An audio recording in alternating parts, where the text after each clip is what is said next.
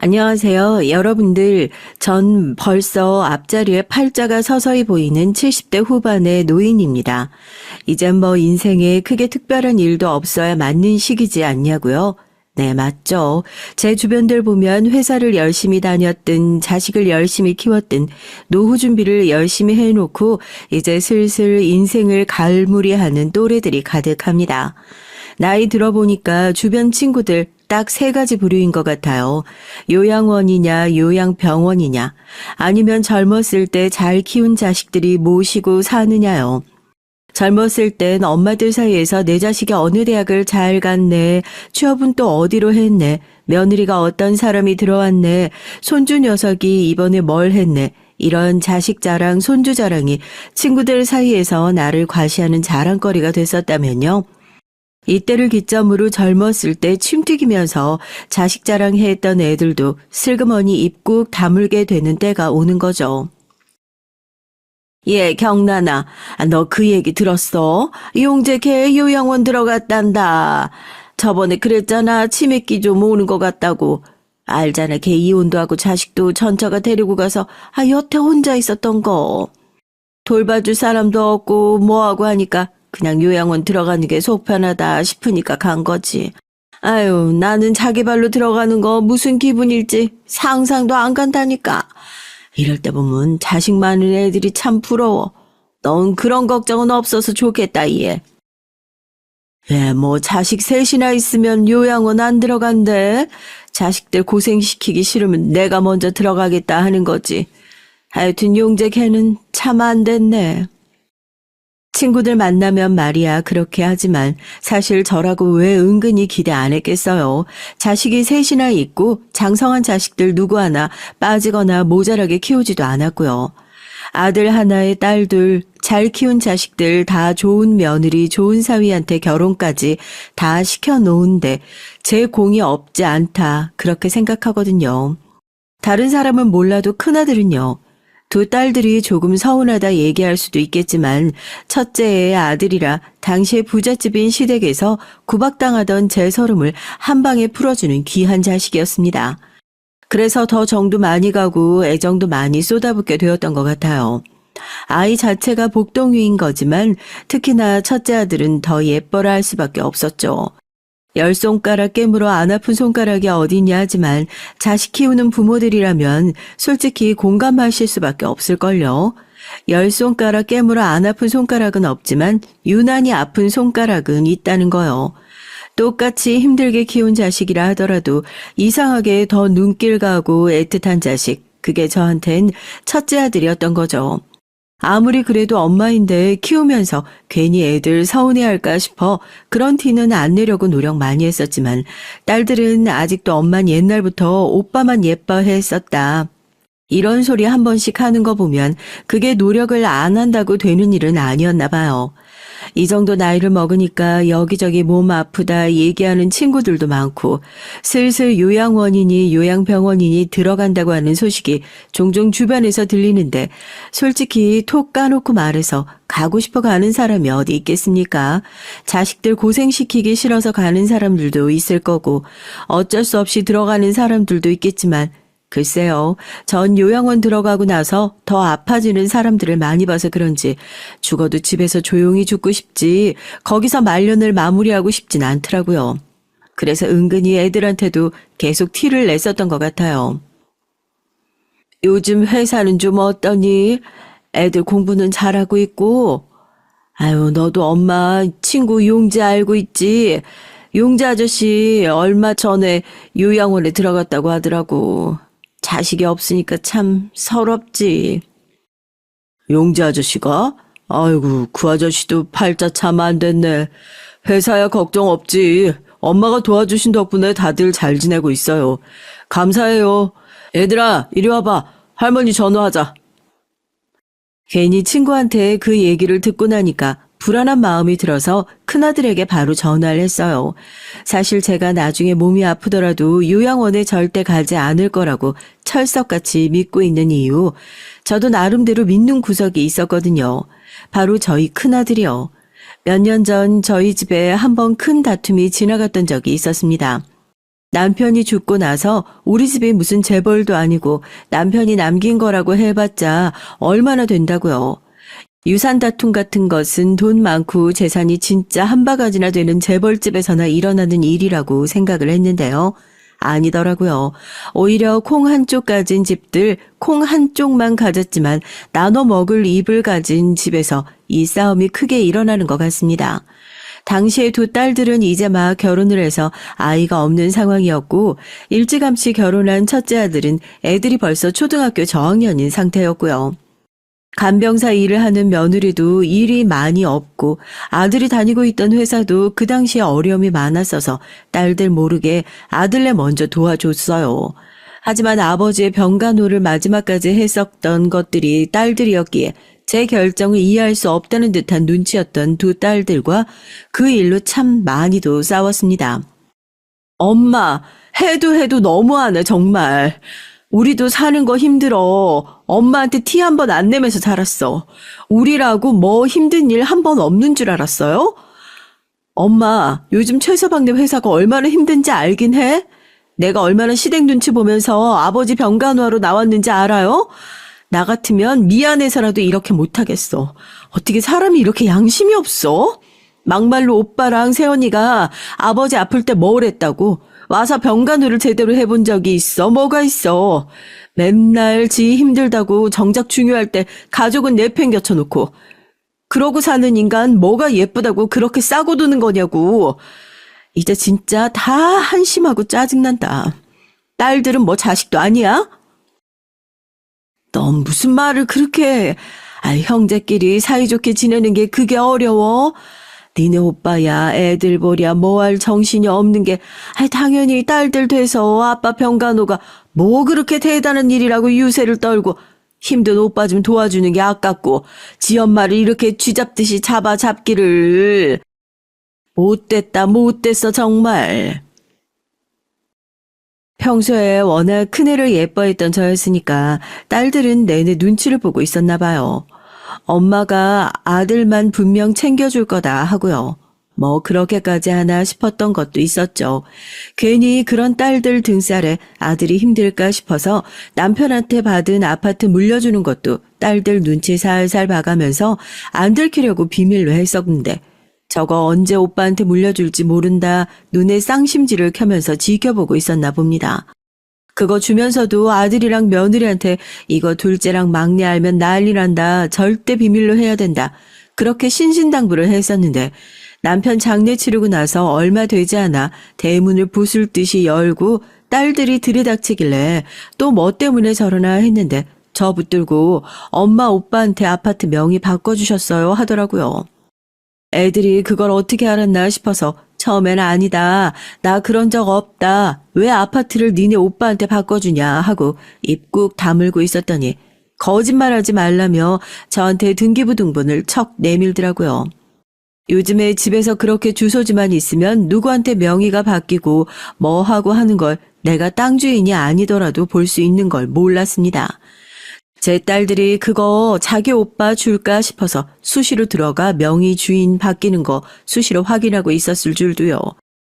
그래서 억울해 죽겠다고 오빠든 엄마든 하여튼 꼴 보기 싫어 죽겠다고 가슴 퍽퍽 치면서 짜증을 내고 난리를 치는데 그냥 내가 죄인이다. 니네 오빠가 무슨 잘못 있겠냐.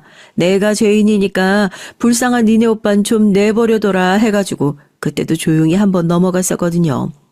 하여튼 그때 이후로 딸들은 저한테나 자기 오빠한테나 완전히 등을 돌린 것 같은 느낌이에요. 조금 괘씸하다 생각도 들죠. 가족들 힘들 때 도와주는 거야 당연한 거고 반대로 자기들이 힘들 때 오빠도 그렇고 저도 그렇고 가만히 지켜보고만 있겠냐고요. 당장 사는 거 어렵지도 않은 애들이 뭘 저렇게 오빠한테 준다고 욕심을 내고 질투를 하나 속으로 혀를 차기도 했어요. 그때까지만 해도 엄마 너무 고맙다고 엄마밖에 없다고 내가 나중에 이 은혜 꼭 갚는다고 했던 아들이 그런 속 좁은 딸들보다 훨씬 더 든든한 느낌이었거든요. 딸들한테도 참 서운한 게 한두 개가 아니에요. 자기들이 나서서 오빠 좀 도와주자 그런 말 해도 모자랄 판에 그렇게 엄마한테 거품 물고 달려들어서 오빠가 뭘 했다고 오빠한테 나눠주냐 줬던 것들 도로 뺐자는 식으로 얘기를 하는 걸 보고 애들은 식구가 왜 이렇게 이기적으로 자기들 생각만 하나 그러지 말라고 호되게 뭐라고 했었거든요. 시집가서 없이 사는 애들도 아니에요. 둘 다 부잣집으로 시집가서 더 잘 먹고 잘 살았으면 살았지 금전적으로 어려움 같은 건 없거든요.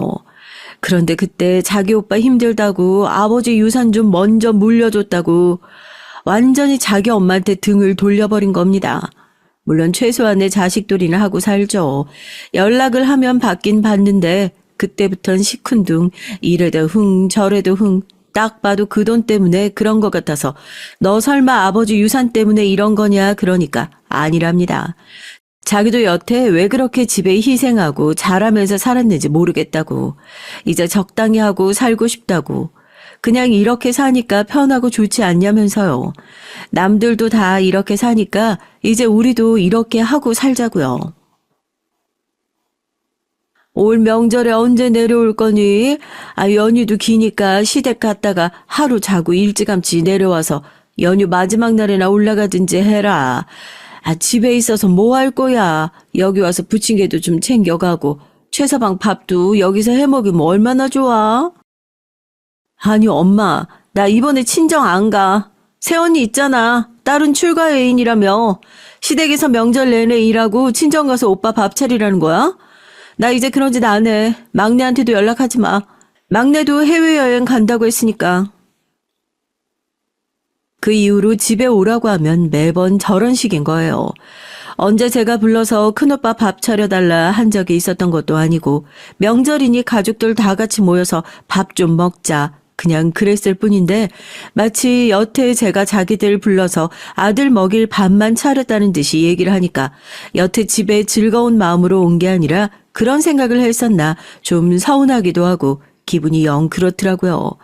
그 뒤로는 명절 때마다 여행을 가네, 시댁에 일이 있어서 못 오네 핑계를 대면서 집에 내려오지도 않아요.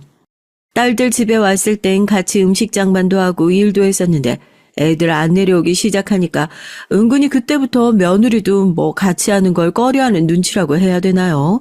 처음엔 제가 이번엔 애들 안 온단다.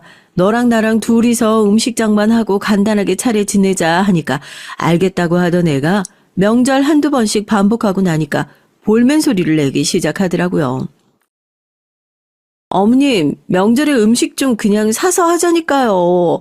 준비할 사람이 저랑 어머니 둘밖에 없는데 꼭 이렇게 뭘 힘들게 하셔야 속이 시원하시겠어요? 아무리 그래도 제사인데 뭐 얼마나 많이 한다고 음식을 사서 해. 어려운 것도 아닌데 너랑 나랑 둘이서 후다닥 해버리면 되지. 언제라고 제 뜻대로 해줬었던 애들도 아니지만 연쇄적으로 폭탄이 터지듯이 딸과 사이가 나빠지고 나니까 집에 일 도와줄 사람들이 사라지고 그러면서 자연스럽게 며느리에게 기대게 되고 또 그렇게 며느리에게 기대다 보니 며느리는 나도 안 되겠다 하면서 저를 쓱 밀어내더라고요. 제가 도와줄 땐 이것도 해주겠다 저것도 해주겠다 헌신적인 척을 하더니 막상 그런 상황이 되니까 누구보다 빨리 서로 모른 척을 하는 것이 내가 정말 자식 전부 다 잘못 키웠구나 후회스러웠죠. 딸들한테도 그런 취급을 받는 것 같고 기대고 의지할 곳이라고는 아들과 며느리밖에 없는 상황이었지만 그것도 제 뜻대로 마음대로 되지 않았습니다. 딸들과 사이가 멀어진 이후에 아들과 며느리와 좀 더 가깝게 지내보자 하면 할수록 그 두 사람, 특히 며느리는 저에게 선을 긋고 행동하는 것 같았거든요. 엄마 일이 있어 잠깐 너희 집 근처에 왔는데 온 김에 반찬이랑 너 좋아하는 토랑국 좀 해가지고 전해주려고. 뭐 밥이랑도 다 먹었어. 그냥 반찬만 두고 가려고 그래. 그 한 20분이면 도착할 것 같은데 집에 있니? 갑자기 말씀도 없이 무슨 일이세요? 나 오늘 출근해야 해서 밖에 나와 있는데 애들 엄마 집에 있나 연락 좀 한번 해보실래요? 평소에는 한 20분 정도 걸리는 아들 집을 자주 찾아가는 편은 아니지만 마침 근처에 볼 일이 있어서 반찬이나 좀 전해주면 좋겠다 싶어 일부러 시간 내서 손수 요리까지 해서 밀키트처럼 냉동실에 얼려서 착착 준비를 해서 아이스박스까지 끌고 갔거든요. 물론 출발 전에 미리 일찌감치 연락을 못했던 제 탓도 있었지만 반찬 그거 하나 주고 돌아오는 게 뭐 어려운 거라고요. 아들한테 전화를 해보니 자기는 일을 하느라 회사에 있다고 애들 엄마한테 전화해서 물어보라 얘기를 하더군요. 그래서 바로 며느리에게 연락을 했죠. 반찬을 해왔는데 집에 있냐고요.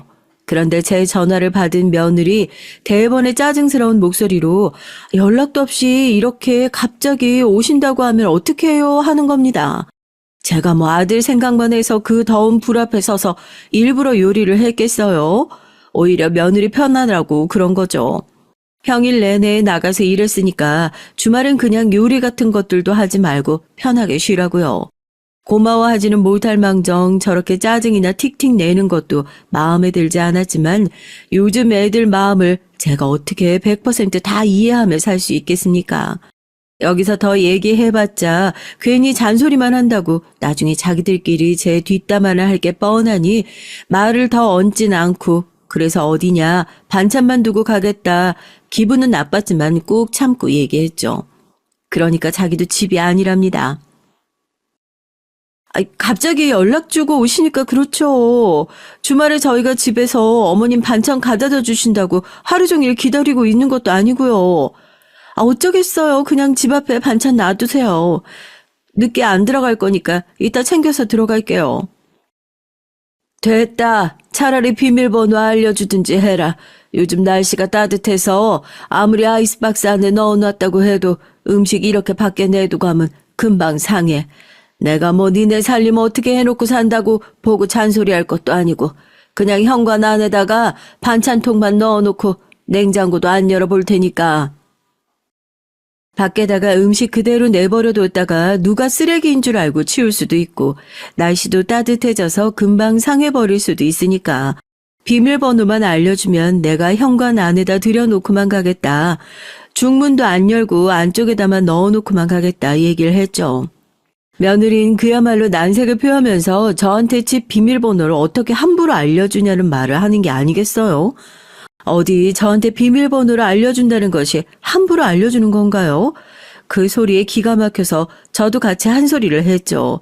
내가 니네 집에 들어가서 물건을 훔쳐가길 하냐, 뭐 마음에 드는 게 있으면 사달라고 조르길 하냐. 시어머니가 일부러 너 생각해서 주말에 불 앞에서 요리하지 말고 신경 써가지고 반찬까지 해왔는데 고마워하기는커녕 무슨 이렇게 다 같이 나가 있으면서 사람을 문전박대하냐. 저도 벌컥 화를 내고 전화를 끊어버렸죠. 그렇게 아들한테도 전화해서 한 소리를 했고요. 제가 아니었으면 너희 둘이서 그 아파트 사지도 못했을 거면서 어디 이렇게 며느리가 시어머니를 문전박대를 할 수 있냐. 이렇게 배은망덕한 경우가 세상천지 어디 있냐. 이거 천벌받을 짓이다 하면서요. 아들이 한숨을 쉬면서 그러면 그냥 문 열고 그 앞에 정말 놓고만 가셔야 한다. 신신당부를 하면서 비밀번호를 알려주었습니다. 뭐 다른 거 정리, 청소 아무것도 할 생각하지 말고 그냥 들고 오신 거 그것만 앞에 놔두고 가시라고요. 제가 뭐 아들 집에 가서 여기저기 집을 들쑤실 것도 아니고 번갈아 가면서 그런 소리를 하는 것도 좀 기가 막히긴 했죠. 여튼 아들한테 겨우 그렇게 비밀번호를 받아가서 반찬을 놓고 왔더니 저녁에 전화해서 한다는 소리가 반찬 해주셔서 감사하다는 인사가 아니라 어머니 모셔가지고 신발장 정리하셨냐고. 시어머니가 왔는데 중문도 넘어가지 말라고 둘이서 생 난리를 치는 통에 신발장에 반찬 놓으려다 신발장 쪽이 너무 더러워서 정리 좀 한 것뿐이었습니다. 그래서 내가 그냥 버릴 것 좀 버리고 당장 씻는 것만 꺼내놨다. 현관이 대문 딱 열고 들어가면 입구에서 처음 보는 자리인데 그렇게 더럽게 하고 살면 들어올 복도 안 들어오는 거라고. 앞으로는 현관 내가 정리해뒀으니까 딱 그렇게 하고 살라고 정해줬죠. 그러니까 왜 그걸 어머님이 마음대로 바꾸시냐? 왜 자꾸 우리 집안 살림에 간섭을 하시려고 하냐? 정리를 해도 내가 하고 어지럽혀도 내가 어지럽힐 거다. 집이 쓰레기장이 되든 말든 어머님은 제발 신경 쓰지 말라며 짜증을 내는 거예요. 그것뿐만이게요. 그리고 나서 몇 달 후에 뭐 그렇게 미우면 다시 안 해주는 것도 맞지만 또 손주들 생각하고 아들 생각하면 저런 애가 집에서 해먹여봤자 얼마나 잘해주겠냐 싶어 텀을 두고 반찬을 한 번 더 해가지고 갔죠. 또 전화하니까 주말마다 어딜 그렇게 싸돌아다니는 건지 또 집이 아니랍니다. 이것도 그래요. 어디 정말 멀리 한 3시간, 4시간 정도 사는 거면 제가 이해를 해요. 끽해야 1시간 조금 넘어가는 거리에 살면서 그렇게 주말마다 자기들끼리 놀러가며 어떻게 저한테 한 번을 같이 가자는 소리를 안 하는 건지.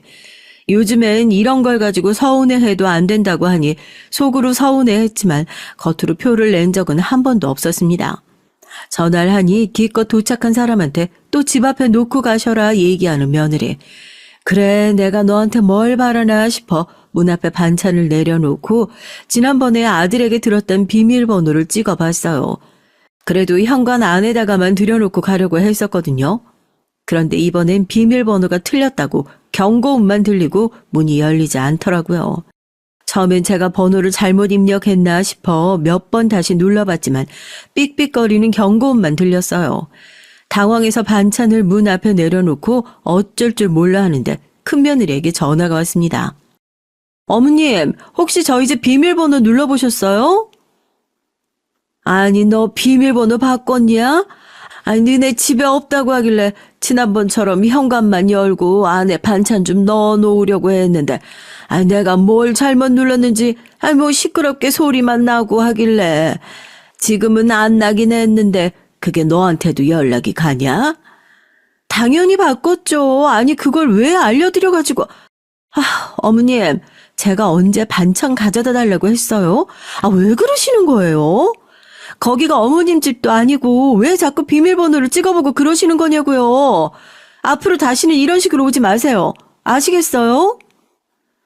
제가 무슨 도둑도 아니고 뭐 물건 훔쳐가려고 그랬던 것도 아니고 전화로 오만 짜증을 다 내는 걸 보고 저도 당황해서 어버버 하다가 그렇게 전화를 끊었죠. 기분이 너무 상해서 현관에 그냥 반찬통을 다 내려놓고 그대로 집으로 돌아왔습니다.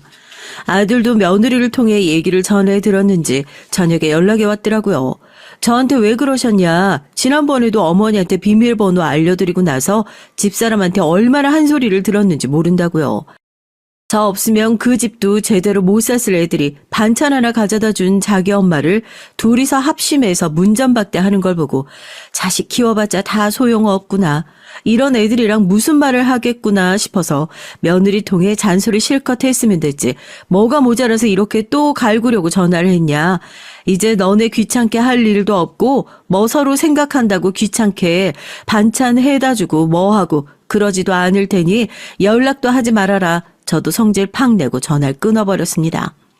아들과 며느리랑 그렇게 한바탕을 하고 나니까 딸들 생각이 나더라고요. 매번 아들이 속썩이고 나면 딸들한테 전화해서 하소연하는 것이 일상이었는데 이제 딸들한테 전화해서 이런 얘기를 해도 딸들 역시 그런 소리를 왜 자기한테 하냐. 엄마 예뻐하는 아들 붙들고 얘기해라. 정색하고 달려드는 애들밖에 안 남았으니 어디다 전화도 못하고 갑자기 퍽 외로워진 기분이 들더라고요. 남편 떠나보낸 이후로 제 인성이 갑자기 이렇게 확 서글퍼져 버린 것 같았습니다. 주변 사람들은 그래요. 그게 다 제 탓이라고요. 그러게 딸들한테 진작에 사과하고 잘 좀 했으면 좀 좋냐고요.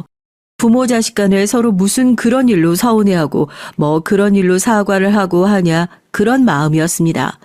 제가 사랑을 쏟았던 아들이 그만큼 더 나를 챙겨주겠지. 솔직히 그런 기대도 있었던 것 같아요.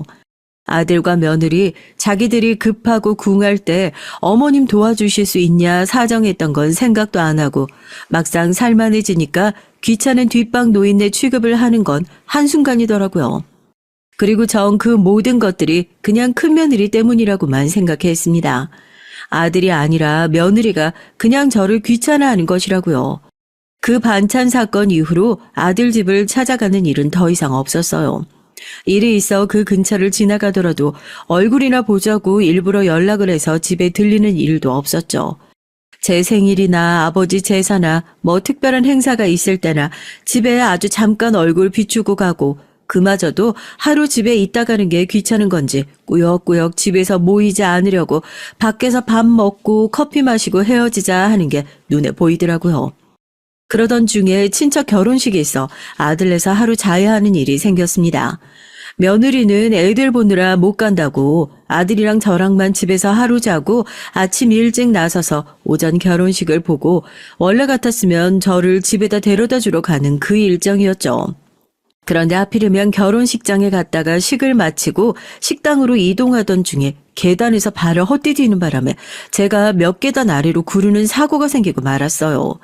그 자리에서 옴짝달싹을 못할 정도로 다리가 아파서 처음엔 발목이 살짝 삔 건가 인대가 늘어난 건가 그 정도라고만 생각을 했었는데 아들 부축을 받아 병원에 가서 진단을 받아보니 정강이뼈에 금이 갔다고 하더라고요.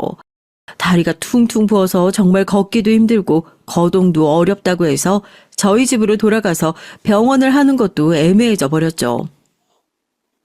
병원에서 깁스 바꾸려면 2주는 있어야 한다는데 그러지 말고 2주 동안은 저희 집에서 같이 지내시지 그래요. 애들 엄마랑 애들한텐 제가 얘기할 테니까요. 손님 방도 있고 다리가 이래가지고 당장 집에서 뭐 하실 수도 없을 거 아니에요. 아유 나야 괜찮은데 새아가가 괜찮다고 하겠어? 반찬 하나 가져다 주는 것도 그 난리를 치는 앤데 금이 간 다리도 아파 죽겠는데 며느리 눈치를 보게 되는 제 신세가 어찌나 불쌍하던지요. 아들은 걱정하지 마셔라. 자기가 잘 얘기하겠다. 얘기를 해주더라고요. 그래서 믿을 구석은 아들밖에 없구나. 그렇게 병원에 가서 깁스를 하고 집에 들려서 간단한 옷가지 몇 개를 아들이 챙겨가지고 아들네로 다시 돌아오게 됐어요. 아들이 부축을 받고 들어오는 절 보자마자 며느리의 표정이 보기 좋게 구겨지는 건 물론이고 보자마자 더 말도 하지 않고 문을 닫고 방으로 들어가더라고요. 어찌나 눈치가 보이던지요. 손주들 불러서 2주 동안 할머니 좀 많이 도와달라. 괜히 며느리 눈치 보여서 용돈도 챙겨주고 하는데 방에서 아들과 며느리가 하는 얘기가 어렴풋이 들리더라고요. 어쩌자고 어머님을 여기로 모시고 와? 아니, 왜 당신은 이런 중요한 일을 나랑 한마디 상의도 없이 마음대로 결정해? 아니 그럼 나랑 같이 결혼식 갔다가 저렇게 다치셨는데 그럼 어머니 저렇게 집으로 그대로 놔두고 돌아오라는 거야? 길지도 않고 잠깐 집에 계시는 건데 당신은 꼭 어머니 집에 오셨는데도 그렇게 불편한 티를 대놓고 내야겠어? 막말로 우리 어머니 아니면 지금 이렇게 먹고 살 수나 있겠냐고.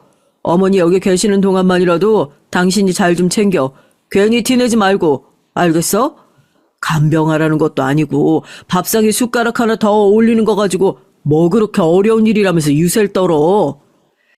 아들이 저 때문에 며느리한테 저렇게 싫은 소리를 들어야 하는 것도 눈치가 보이고 화딱지가 나는데 아들 말대로 그동안 받아온 게 얼마나 많은데 겨우 2주 동안 집에 있는 것 가지고도 저렇게 표정 관리 하나 못하고 싫은 티를 낸다는 게 사람이 어떻게 이렇게 못될 수가 있는지요. 2주 동안 반대로 제가 시집살이를 당하는 것 같았습니다. 뭘 해도 틱틱거리고 네 알았어요. 네 어쨌어요. 입이 대빨 나와서는 살얼음판을 걷는 게 따로 없었다니까요. 오죽하면 손주들도 식탁에서 제 엄마 눈치를 보면서 그래요. 엄마 요즘 뭐 기분 안 좋은 일 있어 하고요. 얼마나 그렇게 티를 내고 다녔으면 애들이 먼저 알아보고 그렇게 콕 집어 얘기를 할 정도냐고요. 며느리도 자기 자식들 앞에서는 그렇게 티를 내는 것이 부끄럽고 창피한 일인지 아는지 아냐. 엄마 그런 거 아니다 얼버무리더라고요. 저도 거기 있으면서 하루하루 집에 돌아갈 날만 손꼽아 기다렸어요. 너네가 신경 써준 덕분에 2주 잘 있다 간다. 너는 나 집에 간다고 하니까 속이 시원하겠다. 내가 아주 이 집에 있으면서 어디 아프지 말아야지 싶었다니까. 어머님은 무슨 말씀을 그렇게 하세요? 제가 무슨 어머님 간다고 속이 시원해요. 그래도 어머님 집에 계시는 동안 신경 많이 쓴다고 썼는데 어머님 잘 모셔다 드리고 와. 자기 딴은 열심히 챙겨드렸는데 꼭 가실 때 다 돼서 저런 소리 한다고 투덜거리는 며느리를 보면서 마음에도 없는 소리 한다고 속으로 또 씹을 수밖에 없게 되더라고요. 제가 저 며느리 때문에라도 어디 다시는 안 아파야겠다. 이 눈치 보는 거 서러워서라도 뭐 아들 손 빌릴 일 안 만들어야지 하고요. 그런데 참 그게 제 마음대로 되는 일이 아니더라고요. 이제 나이라는 게 있잖아요. 평소라면 멀쩡하게 잘 걸어 다녔을 결혼식장에서 괜히 발이 헛디뎌져 넘어진 것부터 이상하다 싶었는데 이젠 어디 넘어졌다 하면 단순히 삐는 것에서 끝나지 않고 금이 간다는 것이 몸도 하나 둘씩 고장나는 나이가 된 거예요. 병원에 가는 게 겁이 나더라고요. 어디 목이 조금만 아파서 감기인가 하고 병원에 가도 검사부터 받아보자고 하니까 괜히 또 검사 받았다가 이거 중병이라고 얘기하면 어쩌나 싶어서요. 어머님, 이거 큰 병원에 가셔가지고 정밀 검사를 좀 받아보시는 게 좋을 것 같아요. 지금 이쪽에 사진 보면 혹이 하나 보이잖아요. 이게 원래 정상적인 사람들 사진이거든요. 어머님 여기 보시면 이쪽이 까맣게 보이죠? 이거 지금 여기가 다 혹이라는 거예요. 이거 검사해봐야 아는 거지만 결과가 만약에 안 좋다고 하면 그땐 수술해야 할 수도 있어요. 여기서 하시는 것보다 큰 병원 가서 검사도 제대로 받아보고 수술까지 같이 하시는 게 좋으니까 자식들 있으면 연락해서 한번 큰 병원 가보세요. 가뜩이나 자식들 때문에 머리 아픈 날들이었는데 얼마 전부터 목부터 가슴 쪽으로 이어지는 곳을 만질 때마다 뭐가 이렇게 볼록 올라왔나 하고 씻을 때마다 만져지는 느낌이 들어서 이상하다 생각만 하고 말았거든요. 어느 날 아침에 보니까 거울로 봐도 이게 한눈에 보일 정도로 툭 튀어나와 있길래 이게 계속 놔두면 안 되겠다 싶어서 병원을 가게 됐어요. 저만 그런지 몰라도 나이를 좀 먹고 나니까요. 병원에 가는 게 귀찮아서 그런 게 아니라 이제 좀 무서워요. 병원에 한번 가서 검사를 받아보면 이게 좀 큰 게 나올까 봐요. 뭐 중병이라도 발견될까 봐 무서운 거예요. 이번에 병원에 가서 의사 선생님한테 그 얘기를 들었을 때도 가슴이 덜컥 내려앉는 기분이 들더라고요. 일단 큰 병원에 가서 검사를 해보는 게 좋을 것 같다. 그 얘기 한마디 한 건데 제 머릿속엔 이미 최악의 상황부터 그리고 있는 거죠. 이게 뭐 정말 안 좋은 암이라도 되면 어떻게 되는 건지. 큰 병원에 가서 검사를 받는데 뭐 암이라던가 이런 병이라고 하면 그때는 또 어떻게 해야 하는 거지. 남아있는 재산은 또 어떻게 처분을 해야 하고 또 누구한테 얘기를 해서 병원은 다녀야 하고 친구들이 자식들이 여러 명 되는데도 막상 병원 같이 다닐 자식 하나 없다 그런 얘기를 할 때 난 자식이 셋이나 돼서 그런 걱정은 안 해도 되겠다 속으로 으쓱하고 자랑스러워하기도 했었는데 저도 상황이 되니까 전화기를 열었다 닫았다 몇 번이나 고민을 했는지요. 바쁘니? 요즘 막내랑은 연락하고 최서방은 뭐 회사 다니는 거 할만하다니? 아니 뭐 갑자기 연락은 뭐 그냥 너네 잘 지내나 궁금도 하고 요즘 얼굴 못 본 지도 꽤 된 것 같아서 생각도 나고 하니까 해봤지. 엄마가 언제 또 필요할 때만 연락했다고 그래. 그래도 만만한 게 둘째 딸이라고 한참 고민하다가 전화를 하니까 반응이 냉담합니다. 엄마가 갑자기 어쩐 일로 전화를 했냐고, 뭐 필요한 거 있냐고, 할 말이 있냐고 대번에 그렇게 얘기를 하니까 울컥하더라고요. 내가 언제 또 그럴 때만 연락을 했냐고 싸우자는 식으로 나오는 딸의 말투에 저도 곱지 않은 말투로 말이 나가고 말았죠. 결국에 병원 얘기는 꺼내보지도 못하고 전화를 끊고 말았어요. 시부모님과 함께 지내고 있는 막내딸한테는 아예 연락을 해볼 엄두도 내보지 못했고요. 한숨이 푹푹 나오더라고요. 눈치 주는 며느리가 있는 집엔 도저히 가고 싶지 않았는데 병원도 그렇고 결국에 아들네 가는 방법밖에 없겠다 싶어 결국에 아들을 찾았습니다. 엄마 오늘 병원 다녀왔는데 뭐 목 쪽에 혹이 보인다고 큰 병원 가서 검사를 좀 받아봐야 한다는데 오래 안 있을 거야. 너네 집에서 지낸다는 것도 아니고 어디 괜찮은 호텔이랑 좀 알아봐주고 병원 왔다 갔다 하는 것만 좀 도와줘라. 그 정도는 할 수 있잖아. 내가 이런 것까지 며느리 눈치 보면서 힘들게 얘기해야겠냐? 엄마, 그런 일 있으면 당연히 집으로 오셔야지. 우선 병원부터 가서 검사 받아야 할 거 아니야. 됐어. 내가 말해놓을게. 무슨 그런 걸로 눈치를 보고 있어요. 됐어요. 그래도 역시 믿을 구석은 아들밖에 없다고 강단 있게 얘기하는 아들의 모습에 안도의 한숨을 내셨습니다. 그렇게 짐을 챙겨서 아들네로 다시 올라가게 됐어요. 그래도 이번엔 아들과 며느리가 미리 얘기를 해놔서 그런지 지난번처럼 크게 눈치를 주는 느낌은 아니더라고요. 확실히 제가 몸이 아파서 정밀 검사를 받아봐야 할 수준이라는 얘기를 들어서 그런지 며느리도 제 건강에 대해서 꼬치꼬치 물어보는 것이 아주 막대먹은 애는 아니구나 그렇게 느꼈죠. 아들은 출퇴근을 해야 하니까 함께 병원을 왔다 갔다 해줄 수 있는 여유가 많이 없으니 거의 며느리와 왔다 갔다 다니게 됐죠. 그렇게 검사를 받고 검사 결과를 기다리는 일주일이 왜 그렇게 길게만 느껴지든지 아들이랑 며느리 집에서 이렇게 지내고 있는 것도 저한테는 꽤나 지치고 힘든 일인데 요 며칠 병원에 왔다 갔다 한다고 기력이 빠질 대로 빠져 있는 상태였습니다. 평소엔 이렇게 기운이 없진 않았는데 병원 그것쯤 갔다 오니까 뭐 벌써 환자라도 된 것 마냥 온몸에 힘이 죽죽 빠지고 집에 들어오고 나면 내내 누워서 잠만 자게 되더라고요. 아마 검사 결과 기다리고 뭐하고 한다고 저도 알게 모르게 스트레스도 많이 받고 긴장도 많이 했던 탓인가 봐요. 남편이 아팠을 때 온 가족이 고생한 것도 생각나고 나도 그렇게 고생하다가 가면 어떡하나 덜컥 겁도 나고 불안하기만 하고요.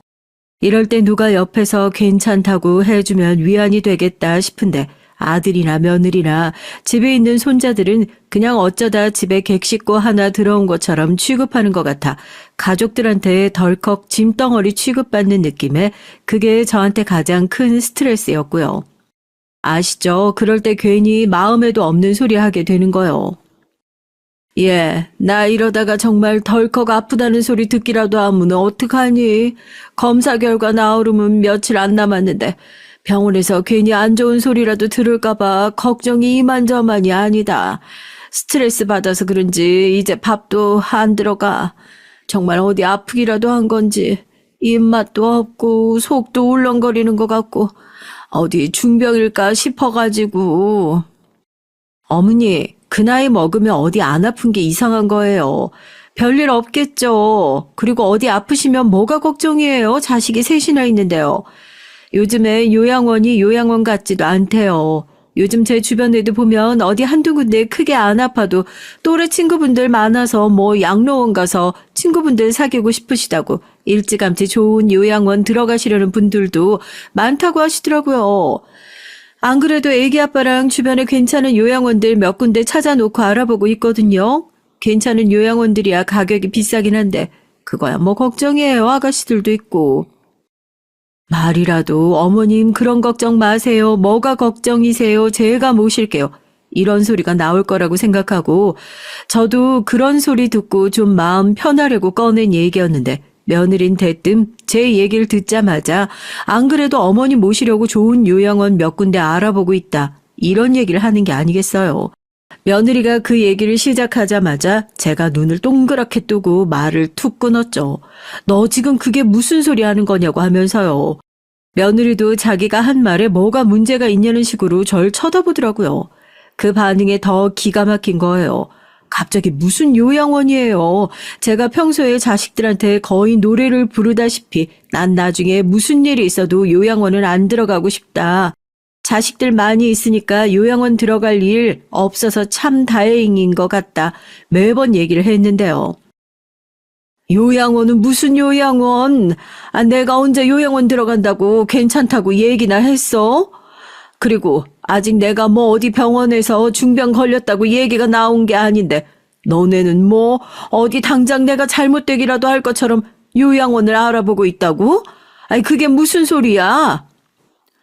어머니, 이렇게 알아보는 게 당연하죠. 아, 막상 중병 걸리면 요양원도 못 들어가요. 요양원은 뭐 아무나 들어갈 수 있는 줄 아세요? 중병 걸려서 거동 못하면 요양원이 아니라 요양병원 들어가셔야 되는 거예요. 그래도 자식들이 다 같이 능력이 되고 거기 보내드릴 돈도 되고 하니까 이렇게 요양원이라도 알아보고 하는 거죠. 그럼 저희가 뭐 집에서 어머님 모시고 살면서 수발이라도 들어야 한단 말씀이신 거예요? 어머님은 어떻게 그렇게 이기적인 생각을 하시는 거예요? 뭐, 이기적? 아니, 지금 누가 누구한테 이기적이라고 하는 거야?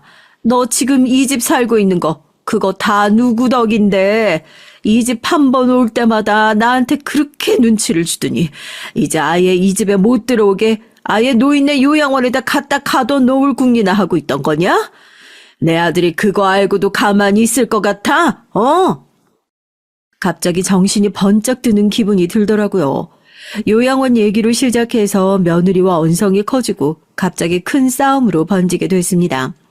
너네 아니면 아버지 유산 미리 물려줘서 내 딸들이랑 사이 틀어질 일도 없었다. 딸들이었으면 지금 나 이렇게 아팠을 때 냉큼 요양원 모시겠다. 그런 소리부터 할 것 같냐. 세상에 배웅망덕도 이런 배웅망덕한 소리가 있냐. 내 아들은 네가 이런 궁리하고 있는 거 알고나 있냐 하니까 며느리가 기가 막혀 합니다. 어머님 요양원에 모시자는 얘기 자기가 먼저 했던 게 아니라 제 아들이 먼저 했던 거라면서요. 그 얘기를 듣고 제가 얼마나 배신감을 느끼고 기가 막히던지요. 내 아들이? 거짓말하지 마라. 내 아들이 그런 소리를 했을 리가 없어. 걔가 얼마나 자기 엄마를 끔찍하게 생각하는 앤데 네가 모자 사이를 갈라놓으려고 아주 이간질을 제대로 시키려고 작정을 했구나. 어머님, 정신 차리세요. 이 집이요? 뭐 얼마나 대단한 거 해주셨다고 집 가지고 대체 언제까지 유세 떨면서 사실 거예요? 다른 집 며느리들이요. 집이 뭐예요? 더 대단한 거 받고 살아요. 그런 거 받고 사는 사람들도 세고 셌는데 어머님처럼 유세 떠는 사람들 한 명 없어요. 평생 자기 손으로 일 한 번도 해본 적 없는 사람이 아버님 유산 가지고 저희 목줄이라도 쥐고 있는 것처럼 이래라 저래라 하는 것도 저 더 이상 참아드리기 싫고요. 어머님도 자식들 생각하면 이렇게 이기적으로 행동하시면 안 되죠. 저 같으면요. 자식들한테 더 피해주기 싫어서라도 내 발로 들어가겠다 그렇게 말하겠네요. 그 돈 얼마나 된다고. 그거 이고지고 가실 거예요? 그거요. 안 받아도 그만이에요. 그거 다 가지고 요양원 들어가셔서 어머님 그 좋아하시는 대장놀이 평생 하시면서 지내시라고요. 저희는 이제 어머님 하인 노릇하는 거 지긋지긋하니까요. 네? 기가 막혀서 너 지금 말 다 했냐? 당장 아들 불러라. 너 이렇게 거짓말하고 있는 거 아들 불러서 제대로 처음부터 끝까지 사실 확인할 거다 하니까 며느리가 목에 핏대 세워가면서 소리 지르면서 불러라. 아들이라고 뭐 틀린 소리 할 것 같냐 하고 제 어깨를 밀치고 해서는 안 될 소리까지 하면서 저를 몰아세우기 시작했어요. 전 진짜 그런 여자가 제 며느리로 들어왔다는 사실이 아직까지 믿기지가 않는다니까요. 욕심만 많은 미친노인 내가 진짜 꼴랑 그 아파트 하나 해주고 나머지 돈은 주기도 싫어서 자기가 꼭 쥐고 있는 주제에 이제 그 노인네 몸뚱이까지 자식들한테 모시라고? 절대 그럴 일 없으니까 이제 어디 요양원에 가서 나가 죽든 말든 뭐든 알아서 하시라고요. 네? 제발 저 좀 그만 좀 괴롭히시라고요. 제 양쪽 어깨를 퍽 하고 밀치고 전 그대로 바닥으로 나둥그러지고 말았습니다. 바닥에 엉덩방아를 찍고 기가 막혀서 며느리를 바라보니 서슬퍼런 눈으로 검사 결과 나오고 요양원 들어가기 전까진 꼴도 보기 싫으니까 그 방에서 기어나올 생각도 하지 말라면서 문을 쾅 닫고 나가버리더라고요. 바닥에 나동그라진 몸이 아픈 것도 아픈 거지만 평생을 자식을 위해 희생하며 살았는데 결국 며느리한테 이런 소리를 들어야 하는 볼품없는 노인네가 됐다는 현실이 저를 뒤덮는 순간 서러워서 눈물이 추적추적 나오기 시작했습니다. 그냥 남편 죽을 때 따라 죽을 걸. 내가 무슨 부귀영화를 누리자고 여태까지 살아있어서 이런 비참한 꼴을 당해야 하나 하면서요. 바닥에 주저앉아서 후회와 회한의 눈물을 펑펑 쏟아냈습니다. 처음엔 원망만 가득했었죠. 저거 하나 때문에 내 인생 다 망했구나 하고요. 그런데 한참을 그러고 있다 보니까 이거 결국 내가 다 불러온 내 팔자구나 싶더라고요. 아들이 다 해줄 거라 믿고 아들한테 쏟아붓지만 않았더라도 딸들이 저한테 늘 그랬거든요. 엄만 결국에 그 지독한 아들에 대한 짝사랑 때문에 후회하는 날 올 거라고요. 그 말이 딱 맞아떨어진 거죠 뭐. 제가 평생 그렇게 사랑해 죽으려고 했던 그 아들이, 그 아들과 며느리가 결국에 제 노후를 비참하게 만들게 된 것이니까요. 니네 오빠가 니네 새언니랑 나 요양원 보낸다더라. 나한테 욕심만 많은 미친 노인네라고. 아이고, 내가 그렇게 들어가기 싫다고 안 들어가겠다고 했는데 꼴랑 그 아파트 하나 해주고 이제는 늙은 몸뚱이까지 모시라고 한다고. 어디 요양원에 가둬놓고 나가 죽든 말든 뭐 알아서 하시라고. 내가 그때 니네 말만 들었어도 이런 일이 없었을 텐데. 나 정말로 요양원 안 들어가고 싶다. 거기 들어갔다가 다른 노인네들처럼 간병사한테 구박받고 말도 못하고 두들겨 맞고 멍청이처럼 주는 밥만 받아먹고 그러다가 비참하게 죽고 싶지 않어. 결국 찾게 되는 건 두 딸들 뿐이라고 그렇게 엉엉 울며 딸에게 전화를 했어요. 제가 병원 검사 때문에 아들 집에 와 있다는 소식은 알고 있었던 딸이었으니까요. 오열을 하는 제 목소리를 들은 딸은 대체 그게 누구냐고, 누구 허락을 받고 엄마를 요양원에 보내냐고 버럭 화부터 내더라고요. 자기들은 그런 얘기 들은 적도 없다면서요. 엄마, 거기 딱 가만히 계셔. 내가 지금 막내랑 당장 모시러 갈 테니까. 알겠어? 이 싸가지 없는 새끼. 엄마가 자기를 어떻게 키웠는데 그딴 짓을 할 수가 있어. 이 배응망덕한 놈. 인간만도 못한 새끼. 이 인간 말종 새끼.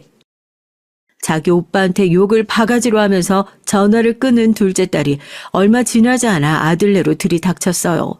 저희 딸 오자마자 큰 소리로 우리 엄마 어디 계시냐고 며느리한테 고래고래 소리를 지르더니 방에 거의 감금당하다시피 바닥에 주저앉아 눈물 범벅이 되어 있는 절 보고는 눈이 완전히 돌아버렸잖아요. 막내딸이 우리 엄마 어쩜 좋냐고 저를 일으켜 세우고 둘째 딸은 바로 자기 새언니 머리채를 확 휘어잡더라고요. 제가 말릴 새도 없었어요.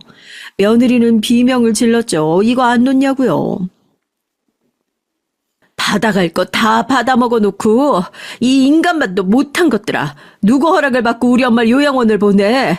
니들 우리 엄마 요양원에 가둬놓고 또 지난번처럼 엄마 바보 만들어서 꼬드겨가지고 남아있는 돈도 다 니들 앞으로 돌리려고 그 개수작 부리는 거 누가 모를 줄 알아? 이 쓰레기들아. 이런 것들한테 매번 속아가지고 돈 갖다 퍼주고 우리 엄마도 답답하지만 니들이 제일 나빠. 알아? 오늘 너 죽고 나 죽자. 어? 진짜 아수라장이 됐죠. 막내딸이 며느리와 저희 둘째 딸을 그렇게 뜯어 말리고 전화 듣고 달려온 아들이 와서 두 사람 뜯어놓고 나서야 겨우 상황이 진정됐어요. 세상에 얼마나 난리가 났는지 며느리 머리가 산발이 되고 얼굴은 다 긁히고 코피 터지고 엉엉 울고 당신 동생들 저거 깡패 아니냐고 울고불고요.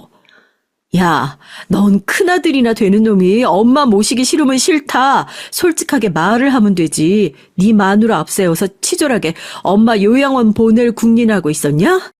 엄마, 저놈이 저런 인간이야. 이제 아시겠어요? 저런 놈한테는 아파트가 뭐야. 엄마 죽어도 눈물 한 방울 안 흘리고 지 돈부터 찾을 놈이라고. 엄마, 오해예요. 야, 네가 뭘 안다고. 지금 엄마 좋은 요양원으로 모셔드리려고 우리도 나름대로 알아보고 있었던 거라니까. 됐다. 이제 다 필요 없어. 너 같은 놈도 아들이라고. 내가 그동안 왜 널 그렇게 싸고 돌고 애틋했는지. 아이고 내 팔자야. 아이고 내 팔자야. 가슴을 치고 울어봤자 무슨 소용이 있겠습니까? 아들한테 배신당한 기분 어떻게 말로 다 표현을 하겠어요. 그렇게 아들과 며느리 내버려 두고 딸들과 함께 그 집을 나왔습니다. 둘째 딸한테도 그동안 내가 잘못했다 진심으로 사과를 했죠. 지나간 세월 동안 아들한테 치여 살면서도 정작 중요한 순간에 부모 생각했던 거 두 딸들밖에 없다는 거 내가 모르고 살아서 미안하다고 하고요. 그래서 앞으로 어떻게 할 거냐고요? 이제 검사 결과 나오면 그냥 조용히 받아들이려고요. 요양원에 들어가게 생겼으면 요양원 들어가고 요양병원에 들어가게 생겼으면 요양병원에 들어가고요. 아들이 아니라 딸들 통해 들어갈 생각입니다. 그동안 노인네 고집으로 자식 고생시켰던 거 저도 이젠 다 내려놓고 사죄하는 마음으로 다시 살아보려고요. 말도 안 되는 집착들 다 내려놓고 반성하는 마음으로 더 이상은 삶에 큰 미련과 집착 없이 그동안 잘못 살아온 것들 하나씩 되돌려본다는 심정으로 그렇게 살아보렵니다. 제가 그동안 지은 죄를 다 갚을 수 있을지 모르겠지만 이제서라도 딸들과 화해했으니 하나하나 실타래처럼 얽힌 매듭 풀어나가 보려고요. 안녕하세요. 저는 60대 여성입니다. 저와 비슷한 연령대의 사람들과 함께 나누고 공감하며 듣는 사연 채널이라고 하니 처음부터 손이 갔는데요. 여러분들께서는 60이라는 나이에 대해 어떻게 생각하시나요? 전 나름대로 굉장히 좋은 나이라고 생각합니다. 어렸을 때야 저 나이 되면 무슨 낙으로 사나 전전긍긍하고 힘들어했지만 막상 이 나이까지 와 살아보니 60도 살만한 아주 좋은 나이라고요. 저의 60대는 기대했던 것보다 아주 좋았으니 70이 되어도 지금만 같았으면 좋겠답니다. 하지만 그렇다고 제 인생에 굴곡이 없었던 건 전혀 아니에요. 오히려 굴곡하면 저를 따라갈 사람이 없을 정도로 제 인생엔 늘 굴곡이 많았죠. 어쩌면 그건 운명과도 같지 않았을까 하는 생각이 듭니다. 사람들이 얘기하길 굴곡이 많은 인생이 사계절이 있는 인생이라고 좋은 인생이라는 말을 많이 하는데 전 이 말에 동의하기도 하고 아니기도 해요. 굴곡으로 인해서 제 몸에 굳은 살이 생기고 회복력도 생기고 힘도 생겼지만 반면 상처도 아주 많이 받았거든요. 가족에게서, 낯선 사람들에게서, 일하는 사람들에게서 여러 군데에서요. 그리고 특히 시댁에서 받은 상처가 그중 가장 큰 상처죠. 전 이 상처를 아주 뼈저리게 아픈 상처라고 표현하고 싶은데요. 그만큼 제 마음속에 아주 깊게 오래 자리에 앉아 절 아프게 했기 때문입니다. 오늘은 이 상처에 대해 얘기를 해볼 겸 저라는 사람에 대한 얘기를 해볼 겸 펜을 쥐어봤어요. 틈날 때마다 듣는 이 사연 채널로 그간 위안을 많이 받았으니 제 얘기로 또 어느 누군가는 힘을 얻고 가셨으면 좋겠네요. 그럼 끝까지 들어주시리라 믿으며 한번 시작해 볼게요. 전 우선 전라북도의 시골 마을에서 태어났습니다. 저는 5형제였고 제가 우리 가족 중에 중간이에요. 제 위로 언니 2명이, 아래로 남동생 2명이 있었어요.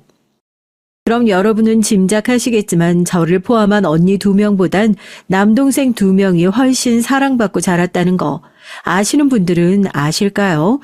네, 저희 땐 남아선호 사상이 강했잖아요. 저희 친정엄마는 특히 남자를 귀하게 생각하셨습니다.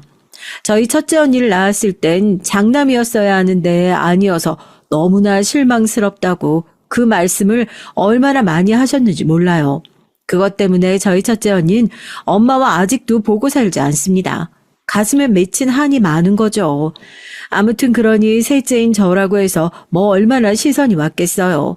제가 학교에 가든지 말든지 뭘 하고 싶든지 아닌지 엄만 별 관심이 없으셨습니다. 그저 밥 먹고 똥 잘 싸고 그러면 잘 크는구나 생각하셨죠. 엄마의 소원은 하나였습니다.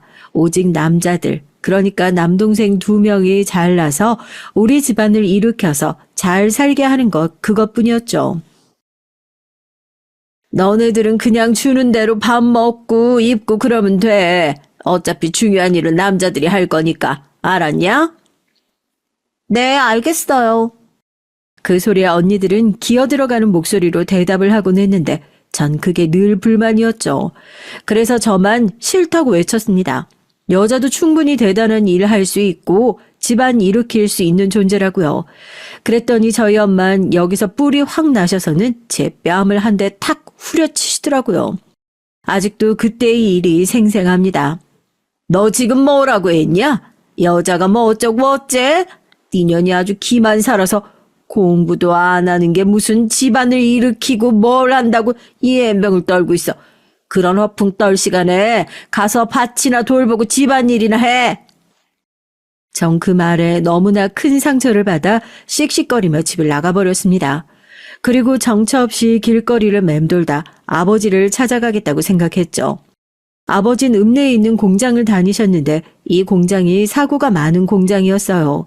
전 아버지 공장에 가서 아버지를 다짜고짜 불러내달라고 한 뒤 엄마와의 싸움을 말했죠. 그런데 여기서 아버지가 저를 달래주시며 그러시더라고요. 그래, 민숙이 너도 원하는 일 얼마든지 할 수 있지. 대통령도 할 수 있고 다 할 수 있어. 그래, 그까짓 거 다 하면 되지. 아버진 민숙이가 잘 될 거라 믿는다. 그러니까 마음 상해 말고 집에 가 있어. 아버지 일 끝내고 곧 갈 테니까, 응? 그때 아버지께서 하신 말씀은 큰 위로가 됐어요. 마음이 놓이고 저도 화가 좀 풀리더라고요. 그래서 터덜터덜 집으로 다시 돌아가 방문을 닫고 아버지를 기다리고 있었죠. 그런데 거기서 첫 번째 저의 개인적인 아픔이 생기고 맙니다. 옆집 사는 정숙이네 아줌마가 달려오셔서는 공장에 큰 불이 났다고 하시는 겁니다. 사고가 많은 공장이라고 앞에 말씀드렸잖아요. 저도 엄마도 너무 놀라서 급하게 공장으로 뛰어갔죠. 이미 소방차가 와 있고 공장은 난리도 아니더라고요.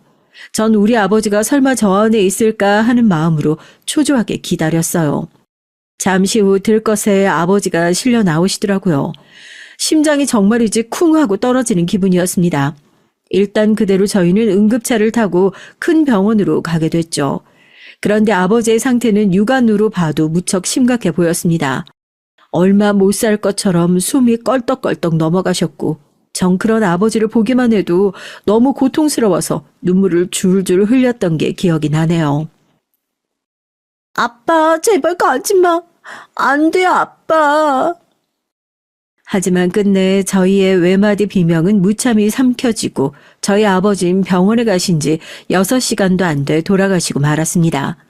아버지가 사고로 돌아가시고 나서 치룬 장례식에서 어머니는 너무나 원통한 얼굴로 바닥을 치고 우셨어요. 저희도 모두 가슴이 아팠지만 엄마야말로 젊은 나이에 아버지를 잃으셨으니 참 막막하고 힘드셨겠죠. 그래도 엄만 자식 새끼는 다 건사해야겠다며 바로 일어서서는 장터에 나가 옥수수를 팔고 밤엔 어디 식당에 나가 일도 하고 끊임없이 일을 하셨습니다. 아마 엄마이기 때문에 엄마란 이름 때문에 하실 수 있었던 거겠죠. 하지만 저희 엄마가 버신 돈 다 어디로 쓰셨을까요? 예상하셨겠지만 전 학교에 가고 싶어도 갈 수가 없었어요. 엄마가 버신 돈은 다 남동생들에게로 갔으니까요. 엄마, 나 대학 가고 싶어요. 나 공부 열심히 했잖아요. 알잖아요.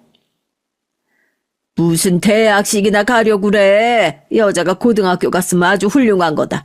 그것도 우리 형편의 감지덕지야. 너 고등학교 보내주기 싫었는데 가게 한 거라고. 남동생들은 대학에 갔지만 전 대학에 갈 수 없었습니다. 아버지 앞으로 나온 보상금 역시 그 학비로 다 쓰였고요. 전 대학에 가는 남동생들이 너무 부러워서 하염없이 그 아이들의 뒷모습을 바라보곤 했어요. 그리고 전 그때부터 돈을 벌고자 다짐했죠. 제가 남편을 만난 것도 그쯤이었습니다. 남편과는 지인의 소개로 만나게 됐는데 남편은 당시 알아주는 기업에 다니는 사람이었어요. 전 그냥저냥 어중이 떠중이처럼 지내던 사람이었고요.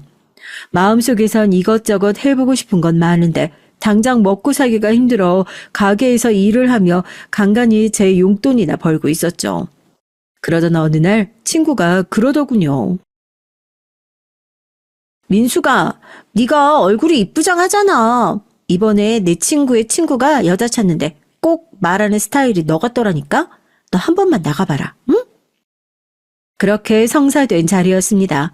제가 사는 형편을 보곤 바로 싫다고 할 줄 알았는데 남편은 제가 마음에 들었는지 몇 번 더 만나자고 했고 어느새 전 프로포즈까지 받게 됐고요. 얼떨떨했어요. 그때까지도 왜 이 사람은 내가 좋다고 할까 신기했죠. 하지만 어린 나이 뭘 알았겠어요. 그냥 저도 이 사람이 나쁘지 않고 같이 살기에 좋은 조건이니 마다하지 않는 거죠. 특히나 이때 저희 친정 엄마의 성화가 장난이 아니었습니다. 남편의 조건이 좋으니까 반드시 시집을 가야 한다며 난리셨어요. 너 그만한 사람 또 없다. 아 언제 또 그만한 남자가 들어오겠냐? 물 들어올 때 노져와야 한다고. 너 반드시 그 남자랑 결혼해야 돼. 알겠니?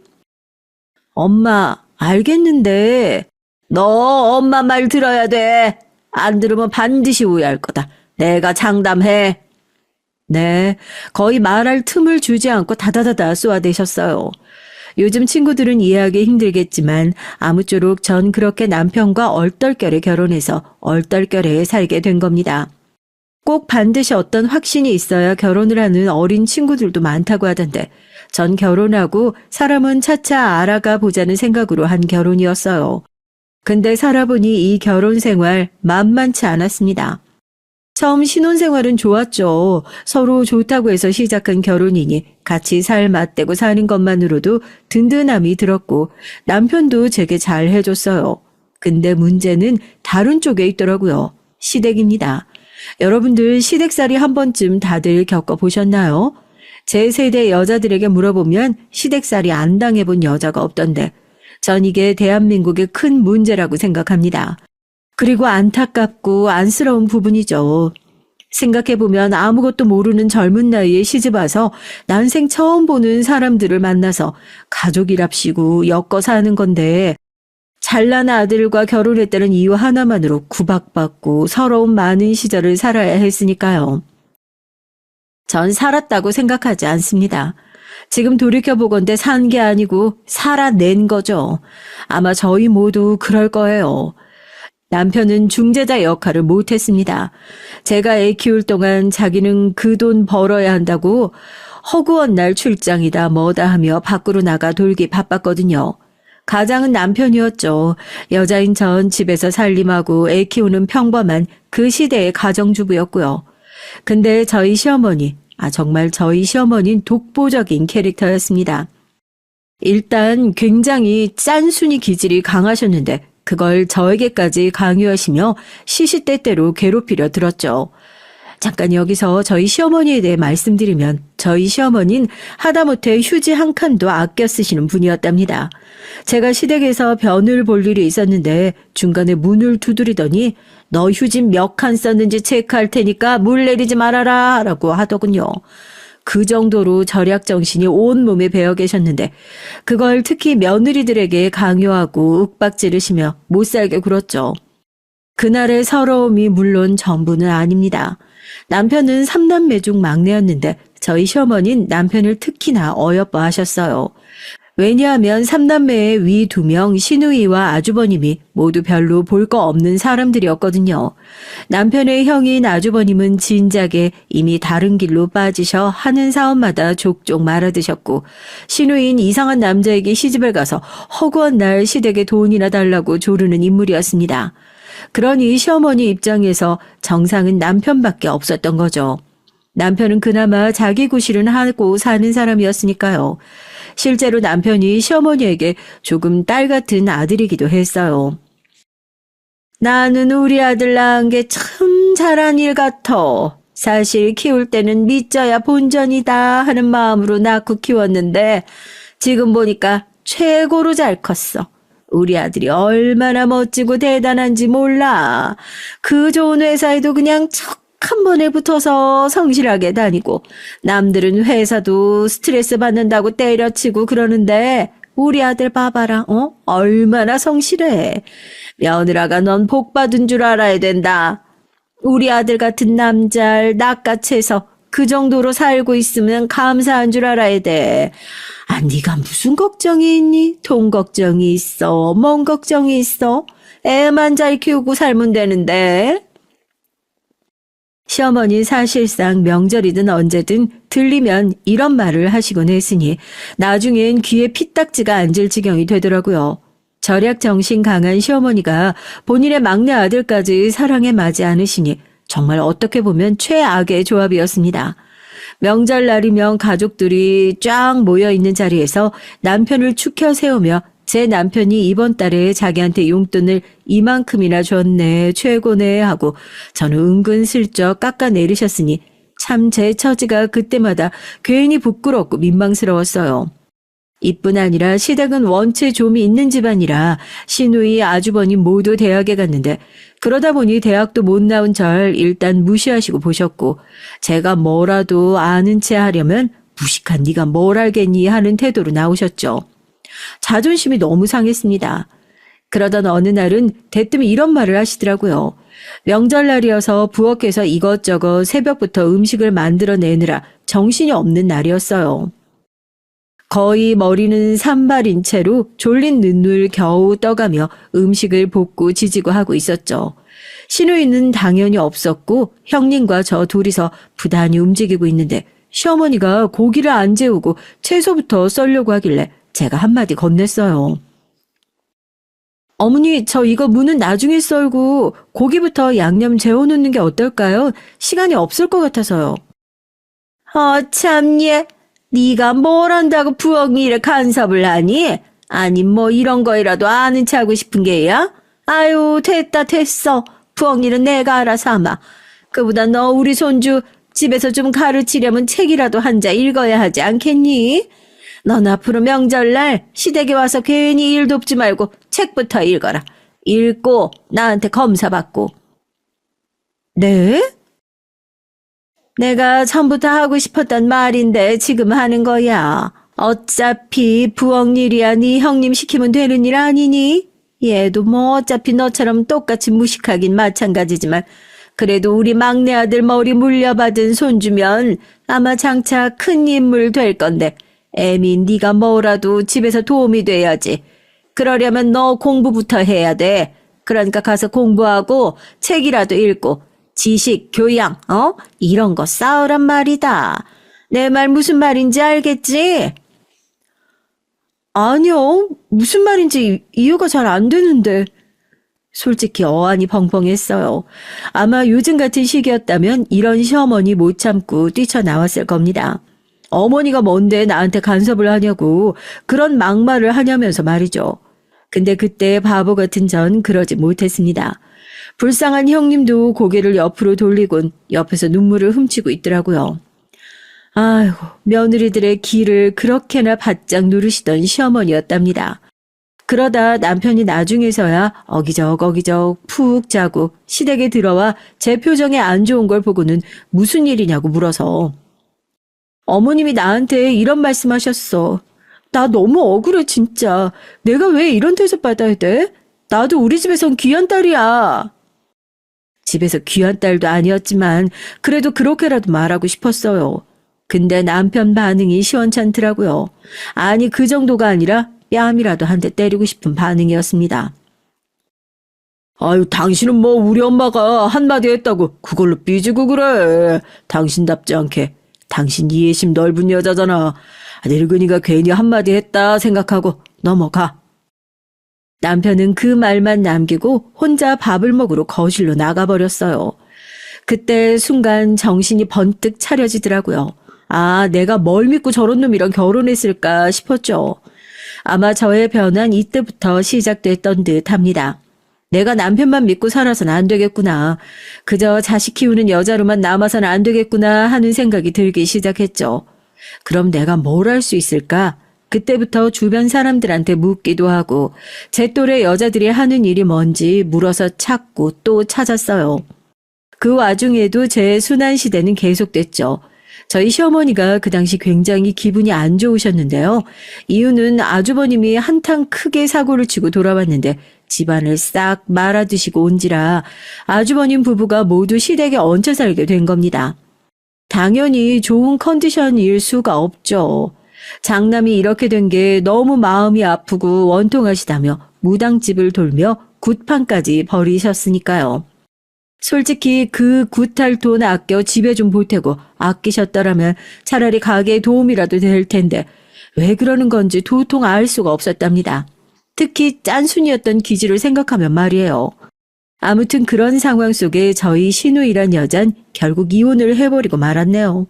시어머니는 여자는 이혼하면 절대 안 된다며 신우이의 시댁을 찾아가서 빌게까지 했다는데 결국 이혼을 선택하고 집에 눌러앉아 버린 겁니다. 성격 차이로 이혼했다고 하는데 제가 보기엔 시매부가 아니라 신우이의 까탈스럽고 사람 속 긁는 성격이 아마도 영향이 크지 않았나 싶어요. 거기다 결정적으로 신우이가 다른 남자와 불륜 직전까지 상황이 갔다고 하더라고요. 한심했죠. 늘 잘생긴 남자, 몸 좋은 남자 좋아하는 신우이였다 해도 그건 아닌데 대단하다 싶었네요. 그리고 시어머니가 불러서 저희 부부가 시댁에 가니 신우인 어머, 이캔 되게 한가한가 보다. 여기 와서 우리 엄마 역정이나 들어주고 있고. 우리 엄마 알아놓은 거 다 쇼야 쇼. 그러니까 괜히 여기 와서 엄마 하는 소리 들어주지 말고 집에 가 있어. 나 새로운 남자 만나서 시집 잘 갈 거야. 하는 철없는 소리만 늘어놓고 있었죠. 사람이 되려면 먼 종자였습니다. 어찌되었건 시댁의 아주버님의 시누이까지 다 눌러붙어 있으니 시부모님 속이 속이었겠나요. 근데 여기서 웃긴 건 그 화와 울분을 시어머니는 또 저에게 쏟아내시는 겁니다. 아무래도 우리 집에 여자들이 잘못 들어와서 이런 사단이 나는 게 틀림없다. 내가 용한 무당한테 갔더니 그런 말을 하더란 말이야. 도대체 굿 비용으로 얼마가 들어갔는지. 난 평생을 휴지 한 칸도 아껴 쓰는 사람인데 정말 요즘 같은 때는 살고 싶지가 않어. 막내 아가 넌 네 남편 관리 잘하고 특히 경제적인 건 아끼고 아껴 써야 돼. 알겠냐? 네, 어머니, 저희 잘하고 있어요. 그리고 전 그런 무속신앙 안 믿는데 왜 저한테 그러시는 건지. 참을 수가 없어서 속으로는 한 귀로 듣고 한 귀로 흘리고 있다. 한마디 겨우 뱉었어요. 근데 거기서 그쳤으면 좋았으련만 시어머님 말대꾸를 왜 아니면 호통을 치더니 연이어 제게 시누이 독립비용을 지원해줘야 한다면서 돈을 요구하더라고요. 참나 무당이 말하는 건데 그럼 그게 맞는 말이지 아니니? 잘나지도 못한 며느리들이 그냥 한꺼번에 들어와서 집안을 망쳐놨으니 이 집안 꼴이 이리 돌아가는 거지. 그리고 말 나온 김에 네 신우 저렇게 사는 거 저대로 냅둘 수는 없지 않니? 가족이 도와줘야지 어쩌겠어. 근데 나도 적금이다 뭐다 들어간 게 많어. 묶인 돈이라 깨기도 아깝고. 그러니까 이번엔 니네가 좀 도와줘라. 당연하죠. 누나가 저렇게 힘든데 내가 도와줄게 엄마. 너무 걱정 말아요. 그리고 엄마도 너무 집사람 탓만 하지 말고. 남편은 당연히 마치 약속이라도 한 듯 저와 상의 한 번 없이 알겠다고 하더라고요. 순간 너무 놀라 남편을 쳐다봤는데 남편은 정말 측은한 얼굴로 문 너머 자기 시누이를 쳐다보고 있었습니다. 참고로 전 시누이에 대한 감정이 별로 좋지 않았어요. 명절 때 뭐 하나 돕는 법이 없었고 전 항상 시누이의 생일을 챙겼지만 시누이인 제 생일을 챙겨준 적이 한 번도 없었죠. 오히려 나이 먹었다며 빈정대지만 않으면 다행이었습니다. 하지만 어차피 당시엔 경제권이 남편에게 있었으니 제가 뭐라고 할 수 없었답니다. 그게 가장 서러운 일이었죠. 근데 일단은 당신 뜻대로 하라 하고 시누이의 고맙다는 대답 하나 듣는 걸로 마무리해버렸어요. 덕분에 전 말 안 통하는 남편이란 사람과 대판 싸우게 되었죠. 당신 어떻게 그걸 상의도 없이 거기서 덥석 준다고 해? 그 큰 돈을? 우리의 교육비는, 생활비는 어쩌려고? 아니 그건 뭐 당신이 알아서 잘할 거 아니야. 아껴 쓰면 되지. 돈은 어차피 또 벌게 되어 있어.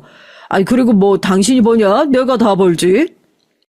남편은 자신이 버는 돈에 제가 무슨 발언권이 있냐고 하더라고요. 그냥 집에서 살림이나 하는 여자면 집 살림에만 신경 써. 밖에서 돌아가는 일 신경 쓰지 말고 왜 괜히 신경을 써서 사람 속을 어지럽게 만드냐 너는. 하여튼 넌 그게 문제야. 뭐라고? 그걸 지금 말이라고 해? 너무 화가 나서 이때 목소리까지 마구 떨리더라고요. 이후 전 더더욱 돈에 대한 생각을 멈출 수가 없게 됐어요. 제 돈이 조금이라도 가게 경제에 이바지 됐다면 이런 일에도 목소리 낼 수 있을 테니까요. 그러다 전 새벽부터 오후까지 동네 빵집에서 일을 하게 됐죠. 빵집에서 일을 하고 또 집에서 할 수 있는 부업 일을 구해 저녁엔 그 일을 했죠. 빵집 사장님이 다행히 아주 후하게 월급을 쳐줘서 당시로는 꽤 많은 돈을 받았습니다. 애기 엄마가 나와서 일한다니까 기특하네 그려. 애기 엄마 믿고 가게 맡길 테니까 부탁 좀 할게. 내가 요즘 허리가 아팠는데 똑똑한 직원 두니까 마음이 편하네 그려. 전 가게 일을 더 열심히 했어요. 빵 종류를 외우는 건 물론이고 한 분 한 분 오시는 손님들 다 친절하게 대해드렸죠. 제가 일을 이렇게 열심히 한 이유는 한 가지였습니다. 남편에게 경제권을 의존하고 싶지 않아서였어요. 자존심이 너무 상했거든요. 번번이 저를 살림하는 여자라고 무시하는 남편이 싫었습니다. 근데 상황이 이렇게 흘러가니까 우습게도 이것에 반발하는 사람이 생기더라고요. 혹시 여러분 예상하셨나요? 네, 제 시어머니입니다. 저를 쥐잡듯 잡으며 가장 이 집구석에서 저를 무시하던 사람인 시어머니가 이번에도 태클을 걸어오시더라고요. 참 희한하죠. 제가 제 일을 하겠다고 밖으로 나선 것뿐인데 시어머니가 갑자기 시댁으로 건너오라고 하시더라고요. 어렵게 하루 일을 뺏어 갔더니 글쎄 앉혀놓고 하시는 말이 죄다 이상했습니다. 너는 지금 이 일을 하면 어쩌자는 거냐? 우리 아들 밥도 내팽개치고 지금 나가서 그 푼돈을 벌겠다는 게야? 아니 고작 그 돈 벌겠다고 여자가 못하러 나가기는. 까놓고 말해서 네가 살림이라도 잘하면 내가 믿고 맡기겠다. 지금 하는 살림이나 애 키우는 것도 버거워하면서 무슨 돈까지 번다고 야단이냐? 어머니, 저 이런 말씀 좀 그렇지만 여러모로 돈 많이 나가요. 교육비도 생활비도 남편 월급에만 의지하는 것보다 같이 버는 게 낫잖아요. 여자라고 꼭 집에만 있어야 하는 법도 없고요. 세상에 그런 법이 있나요? 시어머니는 적잖이 당황한 것 같았습니다. 제가 당당하게 나오니까 한 번도 시어머니의 말에 반항한 적 없던 제가 말입니다. 근데 그러니 그 기세를 더 꺾어놔야겠다는 위기감이 들었는지 더 대차게 나오는 겁니다. 아이고, 너 이제 보니까 말 잘하는구나. 내가 너 보고 책 읽으라고 했지 언제 돈 벌라고 했냐? 네 아들 네 남편한테 떳떳하라고 책 읽어서 교양 쌓아도 모자랄 판에 어디 귀한 시간을 그런 하잘것없는 보잘것없는 천한 일 하면서 보낸다고 나자빠져 있어. 너 그러고도 엄마냐? 우리 귀한 아들 너한테 장가가게 해줬을 땐 나도 다 계산이 있어서 허락한 거야. 네가 내조는 잘하겠지. 멍청해도 내조는 잘하겠지 싶어서 허락해준 거라고. 어머님, 말씀 잘하셨는데요. 제가 일을 한다고 해서 왜 제 아들 남편에게 떳떳하지 못한 사람이 되는 건가요? 전 오히려 일해서 돈을 버는 모습을 보이는 게 자식 교육에 더 낫다고 생각되는데요. 남편도 좋아해요. 제가 같이 일하고 돈 버니까 부담 덜 느낀대요. 그럼 된 거 아닐까요? 여기에 시어머니 말문이 한 번 턱 막혔습니다. 남편이 좋아한다고 하니까 자기 자식이 편하다고 하니까 할 말이 없던 거겠죠. 뭐라 할 말을 찾지 못하고 어버버 하시더라고요. 여기서 전 엄청난 희열을 느꼈답니다. 지금까지 살아온 시간 남동생을 위해 남편을 위해 자식을 위해 그저 누군가의 그림자로 살아온 인생이었는데 이제서야 제가 저로 사는 기분이었죠.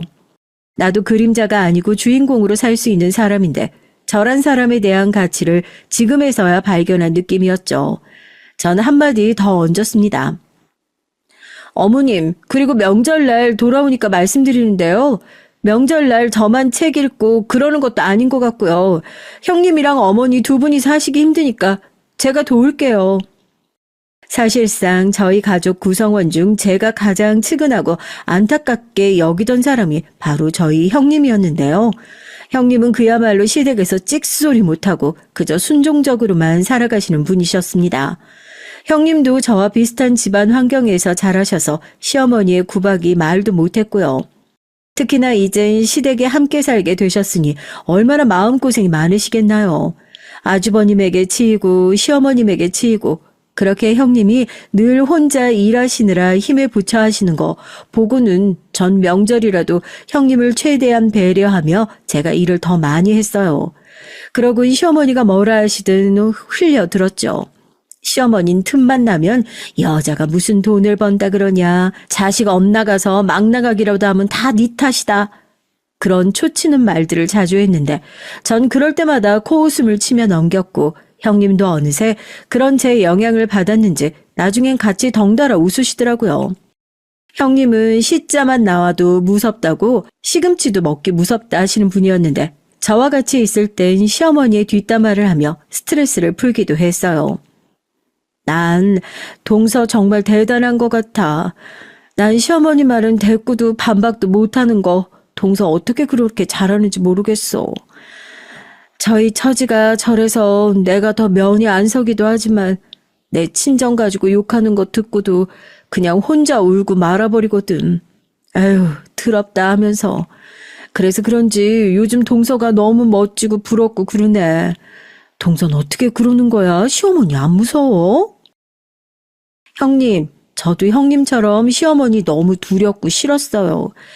그냥 제 남편의 어머니란 사실 하나만으로도 위축되고 괜히 제가 죄인 된 것 같고. 근데 형님, 인생 짧잖아요. 밖에서 돈 벌고 사람들 만나고 다니고. 그러니까 알겠더라고요. 제가 집안에만 있는 것보다 밖에 있는 걸 훨씬 행복해 한다는 걸요. 그러니까 형님도 주눅 들지 마시고 하고 싶은 거 있으시면 다 말씀하세요. 뭐든 제가 도울 수 있는 거면 도울게요.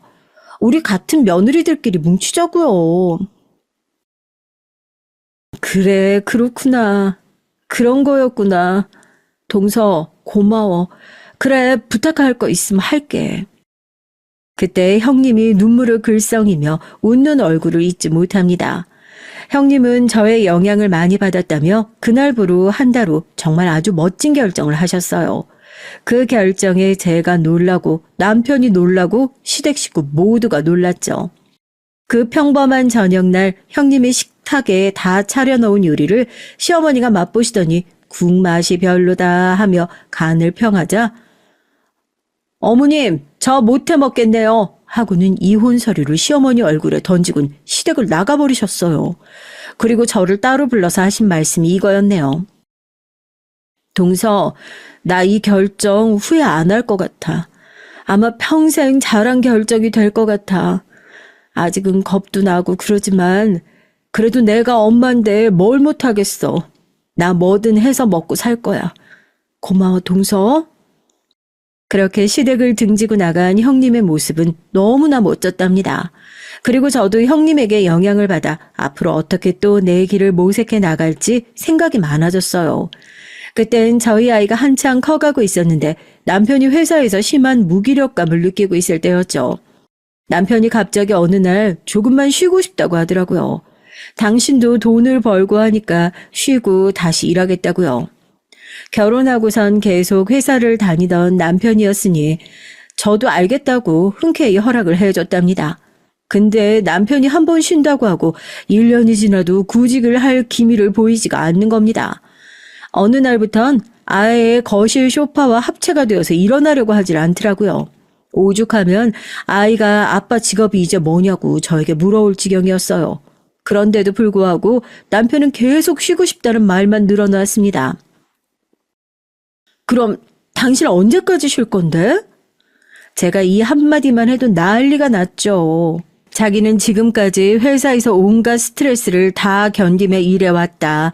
다 집안을 위해서 자식을 위해서였다. 온갖 한탄을 해대면서요. 고생은 자기만 했나요? 똑같이 고생을 한 저도 앞에 있는데 말입니다. 남편이 고생한 건 이해하지만 기간이 길어지니 가슴이 조여오고 답답해지더라고요. 앞으로 어떻게 살아가야 하나, 노후는 또 어떻게 준비해야 하나 불안해졌죠. 그러다 전 친한 언니에게서 제안을 하나 받게 됐는데요. 언니가 구상하는 옷 사업이 있는데 같이 시작하자고 하더라고요. 당시엔 온라인 판매가 원활하지 않았고 옷을 보통 밖에서 구매하는 시기였는데 언니는 온라인 쪽도 노려보자고 말하면서 생각한 사업의 기획안을 내밀었습니다. 전 단숨에 구미가 당기더라고요. 지금 생각해보면 언니의 미래를 내다보는 안목은 정말이지 훌륭했어요. 온라인 쪽을 뚫어볼 거라는 언니의 당찬 포부가 정말이지 먹혀들었으니까요. 여러분도 아시다시피 요즘엔 옷을 인터넷에서 많이 사고 파는 시대가 됐잖아요. 저희는 아주 작은 사무실에서 직원 1명 두고 시작했지만 점점 사업의 규모는 커져갔습니다. 그리고 그야말로 큰 돈을 쥐어갔어요. 흥망성쇠도 있었지만 그것도 잘 극복하고 견뎌나갔습니다. 우리 아이는 성인이 되고 나서도 제게 종종 엄마가 자랑스럽다는 말을 참 많이 했는데 그럴 때면 보람을 정말 많이 느꼈죠. 자식에게 롤 모델이 될 수 있는 엄마라니 상상도 못했는데 저에게 그런 일이 일어난 거니까요. 늘 그저 집에서 설거지하고 요리하는 게 가장 저와 어울리는 일이라 생각했는데 그게 아니라는 걸 아마도 인생을 살아나가며 헤쳐나가며 차차 배운 것 같습니다. 그래서 전 아직도 인생이 배워나가는 것이라고 생각해요. 배우면서 성장하고 또 실패하면서도 다시 제 길을 노려보고 그 속에서 제가 조금씩 커간 것 같아요. 그런데 그러던 중 저희 집에는 또다시 문제가 족족 터지기 시작했답니다. 첫 번째는 남편이 제가 돈을 잘 버니 자기도 사업에 합류를 했는데 일은 잘 안 하고 여직원들과 노닥거리기 바쁘다는 거였어요. 어찌나 웃음이 환하게 걸려있는지 회사에 오는 게 아니고 어디 미팅 자리에 가 있는 사람 같았죠. 둘째로는 이게 가장 거슬리는 지점이었는데요. 시어머니께서 제 사업에 남편이 합류해서 직원으로 들어와 있다는 것 자체를 굉장히 안이꼽게 생각한다는 거였죠. 그리고 그걸 굳이 문자와 전화로 계속해서 얘기하시며 자기 아들 기죽이지 말라는 메시지를 전달하는 거였습니다. 어느 날 저와 아들을 시댁으로 부른 시어머니는 이렇게 말씀하셨죠. 사람은 자기의 출신을 잊으면 안 돼. 개구리도 올챙이적 잊으면 안 된다고. 그럼 큰 코 다치는 일이니까 내가 누굴 향해 이런 말 하는 건진 알겠지? 네가 예전에 네 형님 부추겨서 이혼시킨 거 그것도 아주 못돼 처먹은 짓이었지만 나는 다 눈 감고 넘어가 줬다. 근데 네가 돈 좀 만진다고 그걸로 남자인 네 남편 기죽이려고 들면 나 그거는 절대 못 넘긴다. 그럼 내가 네 사무실 찾아가서 그냥 다 뒤집어 놓을 테니까 그런 줄 알아. 알겠냐? 어머님, 제 출신 잊지 말라는 말씀 알겠습니다. 잘 새겨 들을게요. 제가 워낙에 똑부러지고 당당한 사람이라는 얘기시죠? 감사해요, 어머님. 이번에 용돈 넉넉히 챙겨드릴게요. 어머니께서 출신 잊지 말라고 하는 건 딱 봐도 뻔하죠. 천안 출신이고 우리 아들한테 기대 살았던 신세니 그거 잊지 말라고 하는 거였죠. 불안하시니까 그런 걱정하시는 거 이해는 할 수 있었습니다. 근데 그렇다고 그걸 굳이 왜 저에게 적대적으로 드러내시는 건지, 그 오랜 세월을 시어머니와 가족처럼 살았지만 가족은 아니었구나 깨달아지는 순간이었습니다. 그래서 바로 맞대응한 거였죠. 그랬더니 뭐라고? 아니 내가 무슨 그런 의미로 말한 거냐? 너는 말귀도 하나 못 알아쳐먹어? 역시 대학 못 나온 애들은 이래서 안 돼. 아유, 싸워먹을 데가 없어요. 아주 그냥. 시어머니가 혀를 차시며 고성을 지르시길래 전 그냥 뒤돌아 이제 슬슬 나갈 준비를 했습니다. 더 상대하기 싫어서 말이에요. 할머니! 근데 처음으로 제 아들이 시어머니를 향해 입을 떼더라고요. 아, 나한테 자식이 있구나. 나를 든든히 뒷받침해줄 자식이 있구나. 이것 역시 함께 깨달아지는 시간이었습니다. 남편이야 그냥 어디 종합 선물 세트에 딸려있는 부속품 같은 존재였지만 자식은 달랐어요. 제 사업에서도 영업장들 관리하면서 든든한 역할을 해주었고 시어머니에게도 그러지 말라고 되려 딱 잘라 말하더라고요. 할머니, 출신이라니 왜 그런 말씀을 하시는 거예요? 할머니께서 아끼시는 아빠는 정작 일 안 하고 노세요. 저희 엄마가 힘들게 고생하고 돈 버시고 저도 키우셨고요. 근데 왜 그렇게 말씀하세요? 옳지 못한 말씀이세요. 저희 아들이 그렇게 말하니 시어머니는 또 아무 말씀 못하셨죠. 손주가 엄마 편 들고 있으니 서운했는지 눈물마저 글썽이더라고요. 그러더니 꼴도 보기 싫으니까 나가라고 소리를 왁 지르셨고요. 얼굴 안 보고 사는 건 문제가 아니니 저는 알았다 하고 물러가 드렸습니다. 그리고 이날 참 아들에게 흐뭇한 마음이 많이 들었네요. 사실 전 사업으로 돈을 벌게 되면서 사실상 시댁에도 친정에도 도움을 많이 줬어요. 아주버님이 가게를 하나 차리고 싶다 하셔서 거기에 들어가는 돈도 드렸고 우리 친정 언니들에게 심지어 시누이에게까지 필요한 경제적 지원을 해줬죠. 저기 올케 미안한데 나 한 번만 도와주면 안 돼? 응? 앞으로 내가 잘할게. 정말 돈이 없어서 그래. 이번 달 카드값 못 갚으면 나 정말 어떻게 될지 몰라. 미안해서 우리 엄마한테 말도 못하겠어. 이미 몇 번이나 손을 벌렸거든. 시누이는 분명 빌릴 때까지만 해도 저에게 이렇게 울면서 부탁을 했어요. 그래서 제가 생각할 시간을 달라고 했더니 기어이 집까지 찾아와서 울며 불며 애걸을 했죠. 내가 지금까지 함부로 대했던 거 그거 다 미안해. 내가 잘못했어. 응? 저기 자꾸 이러시면 곤란해요. 내가 어떻게 하면 될까? 응? 무릎 꿇을까? 그래, 내가 무릎 꿇을게. 남동생한테 말하기도 체면이 안 서고, 정말 방법이 없어서 그래. 그 자존심 강하던 사람이 무릎까지 꿇으며 싹싹 빌길래 결국 어쩔 수 없이 돈을 해줬답니다. 근데 제가 이렇게 돈을 퍼주고 잘 해줘도 고맙다고 말하는 사람은 정해져 있더라고요. 아주버님과 시누이, 이 두 것들은 입을 싹 씻었어요. 진심으로 고맙다라는 표현의 문자도 아니고 막상 돈을 받으니 마치 우린 한 식군이 당연한 걸 받은 것처럼 행동하는 게 느껴졌죠. 그게 너무 정떨어지더라고요.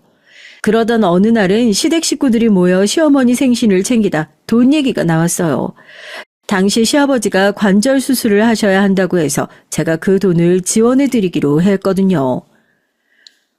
어떡하면 좋아. 돈이 만만치 않은데. 우린 다 허덕이며 살고 있잖아. 이 많은 돈을 감당할 사람은 한 사람뿐인데. 그게 뭐 재수 씨야 돈을 잘 보니까 이번에도 어쩔 수 없이 덕을 봐야겠네요. 네, 제가 지원해드리기로 했어요. 걱정하지 마세요. 아버님과 얘기 끝났어요. 시댁에 좋은 감정을 가지고 있는 것도 아니었고 처음부터 제가 보탤 생각은 아니었습니다. 근데 시아버지께서 저를 불러서 최근에 친한 친구에게 돈을 빌려주셨다가 많이 잃으셨다고 털어놓더라고요. 시어머니한테도 말씀을 못하고 계시다고요. 눈물을 글썽거리며 그런 말을 하는데 어떡하겠나요? 시어머니는 저한테 가혹하게 대하셨지만 시아버진 그래도 나름 살갑게 대해주신 편이니 그냥 제가 지원해드리기로 했죠. 근데 아주버님과 시누이란 작자가 그런 말을 노골적으로 하더라고요. 거기다 시누이는 한술 더 떠서 속을 긁는 바람에 제 입에서 기어코 한 소리가 나오게 했습니다. 오빠, 무슨 소리야? 올케가 우리 남동생 덕에 편하게 살았지. 걔가 좋은 회사 다니면서 그 많은 월급을 집에 갖다 줬는데 그럼 당연히 이제는 회수를 해야 할 때 아니겠어? 다들 왜 안절부절 못하는 표정이야? 아이고, 뭐 그런 말을 한다고 며느라가 기분 나쁘게. 그러게요. 말 끊어서 죄송한데요. 말씀이 좀 심하시네요. 회수라니요? 저도 이 돈 벌 때 가만히 손 놓고 애만 키우며 산 거 아니에요. 그러면서 제가 다시는 그런 말 하지 말라고 엄포하듯 말렸더니 그제야 신우가 아차했는지 미안하다고 하더군요. 자기도 저한테 받은 게 많으니까요. 속으로 정말 얼마나 얄미웠는지 때려주고 싶은 걸 겨우 참았습니다. 솔직히 막말하는 신우에게 돈 대주는 제게 고맙단 말 한마디 안 하는 시어머니에게 쌓인 것도 많고 한마디 하고 싶지만 관절 수술 비용까지 지원하며 그렇게 참았어요. 그때는 제가 워낙 돈을 잘 벌고 있었고 또 앞으로도 그럴 줄 알았으니 너그럽게 넘어가 주는 게 현명한 거라고 생각했답니다. 하지만 사람 인생 한치 앞을 모른다고 참 그렇더라고요. 잘 나가던 사업이 안 될 줄 어떻게 알았겠나요. 코로나가 시작되면서 거래처가 끊기고 저와 같이 사업을 시작했던 언니는 안 되겠다며 사업을 접는 게 맞겠다고 하더라고요.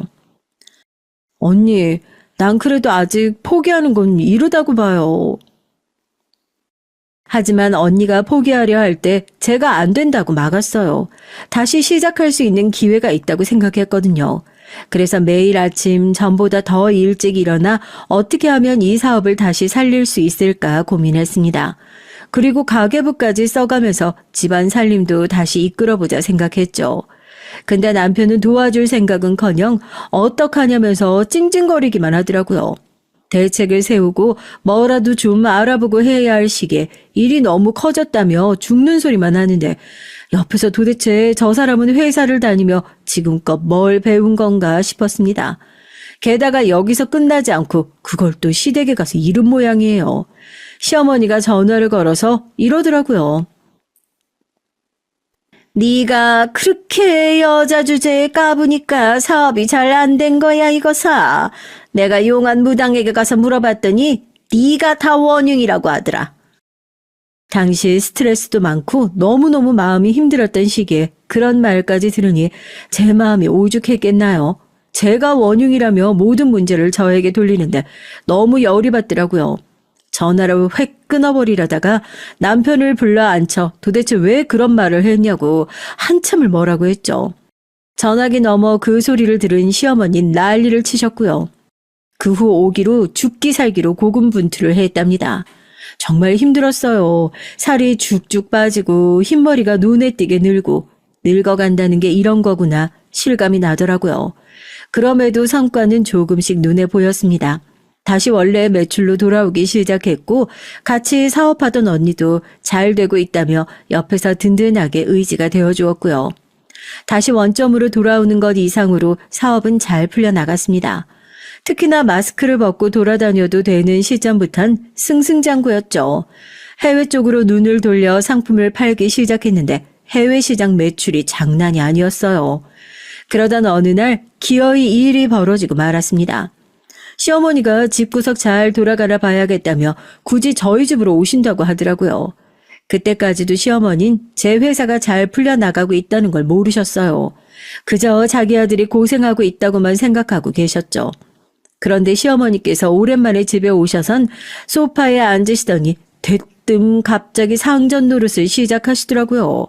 물 떠와라, 과일 깎아와라, 그러더니 갑자기 상을 차리라고 먹고 싶은 음식들을 하나하나 나열하고요. 남편은 자기 엄마가 와서 신이 났는지 시어머니하고 열심히 대화만 나누더라고요. 엄마, 내가 요즘 다리가 아파서 여기 동네 병원에 물리치료 받거든? 근데 거기 의사 선생님이 내 상태 많이 안 좋다고 하더라고. 언제 나으련지 몰라. 쑤시고 그러는데 미치겠어. 아이고, 우리 아들 힘들어서 어쩌면 좋으냐. 며느리라도 잘 챙겨주고 해야 얼른 나을 텐데. 너 저번에도 팔목 그거 삐끗해갖고 아프다고 그랬잖아. 엄마도 아는데 그거 아주 오래가. 둘이서 별 시답지 않은 대화를 나누는데 속에서 열이 스물스물 올라오는 걸 겨우 참고 있었어요. 남편이 다리를 다친 건 골프를 치고 오는 길에 혼자 엎어져서 그렇게 된 거였고 막상 회사 운영하고 바쁘게 뛰어다니는 전 물리치료 같은 걸 받으러 갈 시간도 없었거든요. 남편은 제가 주는 돈을 열심히 쓰고 즐겁게 인생을 살기 바빴습니다. 그 돈으로 제 양말 하나 사주지도 않는, 아니 그럴 생각도 없는 인성 개차반의 양반이었죠. 근데 제가 요리를 해서 거실상으로 가지고 가자 갑자기 시어머니가 벌떡 소파에서 일어나더니 뭐라 와왁 소리를 지르더라고요. 여기서 일이 벌어지고 말았죠. 시어머니가 손을 올려 제 뺨을 내려치는 겁니다. 이 무식한 년아, 너 가계부를 이따위로 써? 야, 너 무슨 경조사비를 100만 원씩이나 네 친정에다 해야 되고 있어? 미쳤어? 네 남편이 이렇게 너 때문에 개고생을 하고 있는데 그 돈을 막 함부로 굴려대고 앉아있어? 안 되겠다. 내가 벼르고 있었는데 오늘 아주 너 죽고 나 죽어보자. 가계부라는 말에 옆을 보니 진짜로 제가 쓰고 있던 가계부가 바닥에 나뒹굴고 있더라고요. 저 몰래 본 것도 모자라 제 친정 언니에게 준 돈을 가지고 뭐라고 하고 있던 거였어요. 기가 찼죠. 제가 시누이에게, 아주버님에게, 그리고 시아버지에게 갖다 바친 돈들은요. 전 이제 올 것이 왔구나 하는 생각이 들더라고요. 이제는 참을 수가 없겠다. 더 이상 참고 살면 난 그냥 인간 이하의 존재로 살다 가는 거겠구나 생각이 스쳐가며 결심이 섰습니다. 전 조용히 제 방으로 가 2가지를 가져왔어요. 하나는 통장이고 하나는 이혼 서류였죠. 자, 보세요. 제 말에 시어머니는 갑자기 무슨 소리냐 하시더니 눈동자를 통장 쪽으로 움직이셨어요. 그러더니 헉 하는 소리를 내며 놀라시더군요. 네, 20억이에요, 어머님. 어머님 지금 저 때리신 거 일단 제가 고소할 거고요. 그리고 자, 이거 이혼 서류예요. 당신 도장 찍을 준비해. 저 이 사람이랑 못 살겠네요. 어머님, 아니 아줌마 아들 내 돈으로만 살아왔는데 이제 돈 대주는 것도 징글징글해서요. 매일 돈 대줘봤자 쓸 줄도 모르고 사는 멍청한 인간 내가 왜 걷어줘야 하는지 도대체 모르겠네요. 아줌마가 잘 데리고 살아보세요. 뭐 어떻게 쓰시든 마음대로 하시고요. 남편도 시어머니도 놀라 어버버하는 표정이 가관이었습니다. 남편은 이러지 말아달라고 곧장 태도를 바꿨고요. 남편은 태세 전환이 아주 약은 사람이었거든요. 자기에게 불리한 상황이 오겠다 싶으니까 시누이처럼 무릎을 꿇고 자기가 잘하겠다고 막 싹싹 빌더라고요. 전 그런 남편의 행동을 이미 예상하고 있었기에 강경하게 나갔고요. 여보, 이러지 마. 내가 우리 엄마랑 이거 당신 생각해서 사왔어. 당신 떡 좋아하잖아, 백설기. 맞나? 이 떡 케이크 먹고 기분 좀 풀어. 당신 지금껏 해온 수많은 희생 내가 너무 몰라줬어. 그래, 며느라가. 저기 나는 사정을 몰랐어. 얘가 이렇게나 비는데, 아유, 좀 봐줘라, 응? 그러고 나서 며칠 뒤 두 사람이 제 집 앞으로 와서 저렇게 빌었답니다. 근데 이때 제 아들이 나서더라고요. 아들은 지금까지 할머니며 아버지가 해온 것들 더 참고 두고 보는 게 힘들다면서 이혼하라고 말했답니다. 얼마나 든든하던지요. 자식도 알 건 다 아는 거죠. 전 결국 이혼 소송에서 남편과의 관계를 끝냈습니다. 그리고 시어머니 역시 제 인생에서 몰아냈어요. 지금껏 인생에서 수많은 선택을 해왔지만 이렇게나 잘한 선택이 있을까 싶을 만큼 지금 제 인생이 행복합니다. 여러분들도 혹시나 망설이고 계신 선택들이 있다면 잘 선택해 보세요. 그 선택의 우선순위는 항상 자기 자신을 먼저 두시길 바라고요. 그럼 전 이만 여기서 글 마치겠습니다. 항상 행복하고 건강하세요.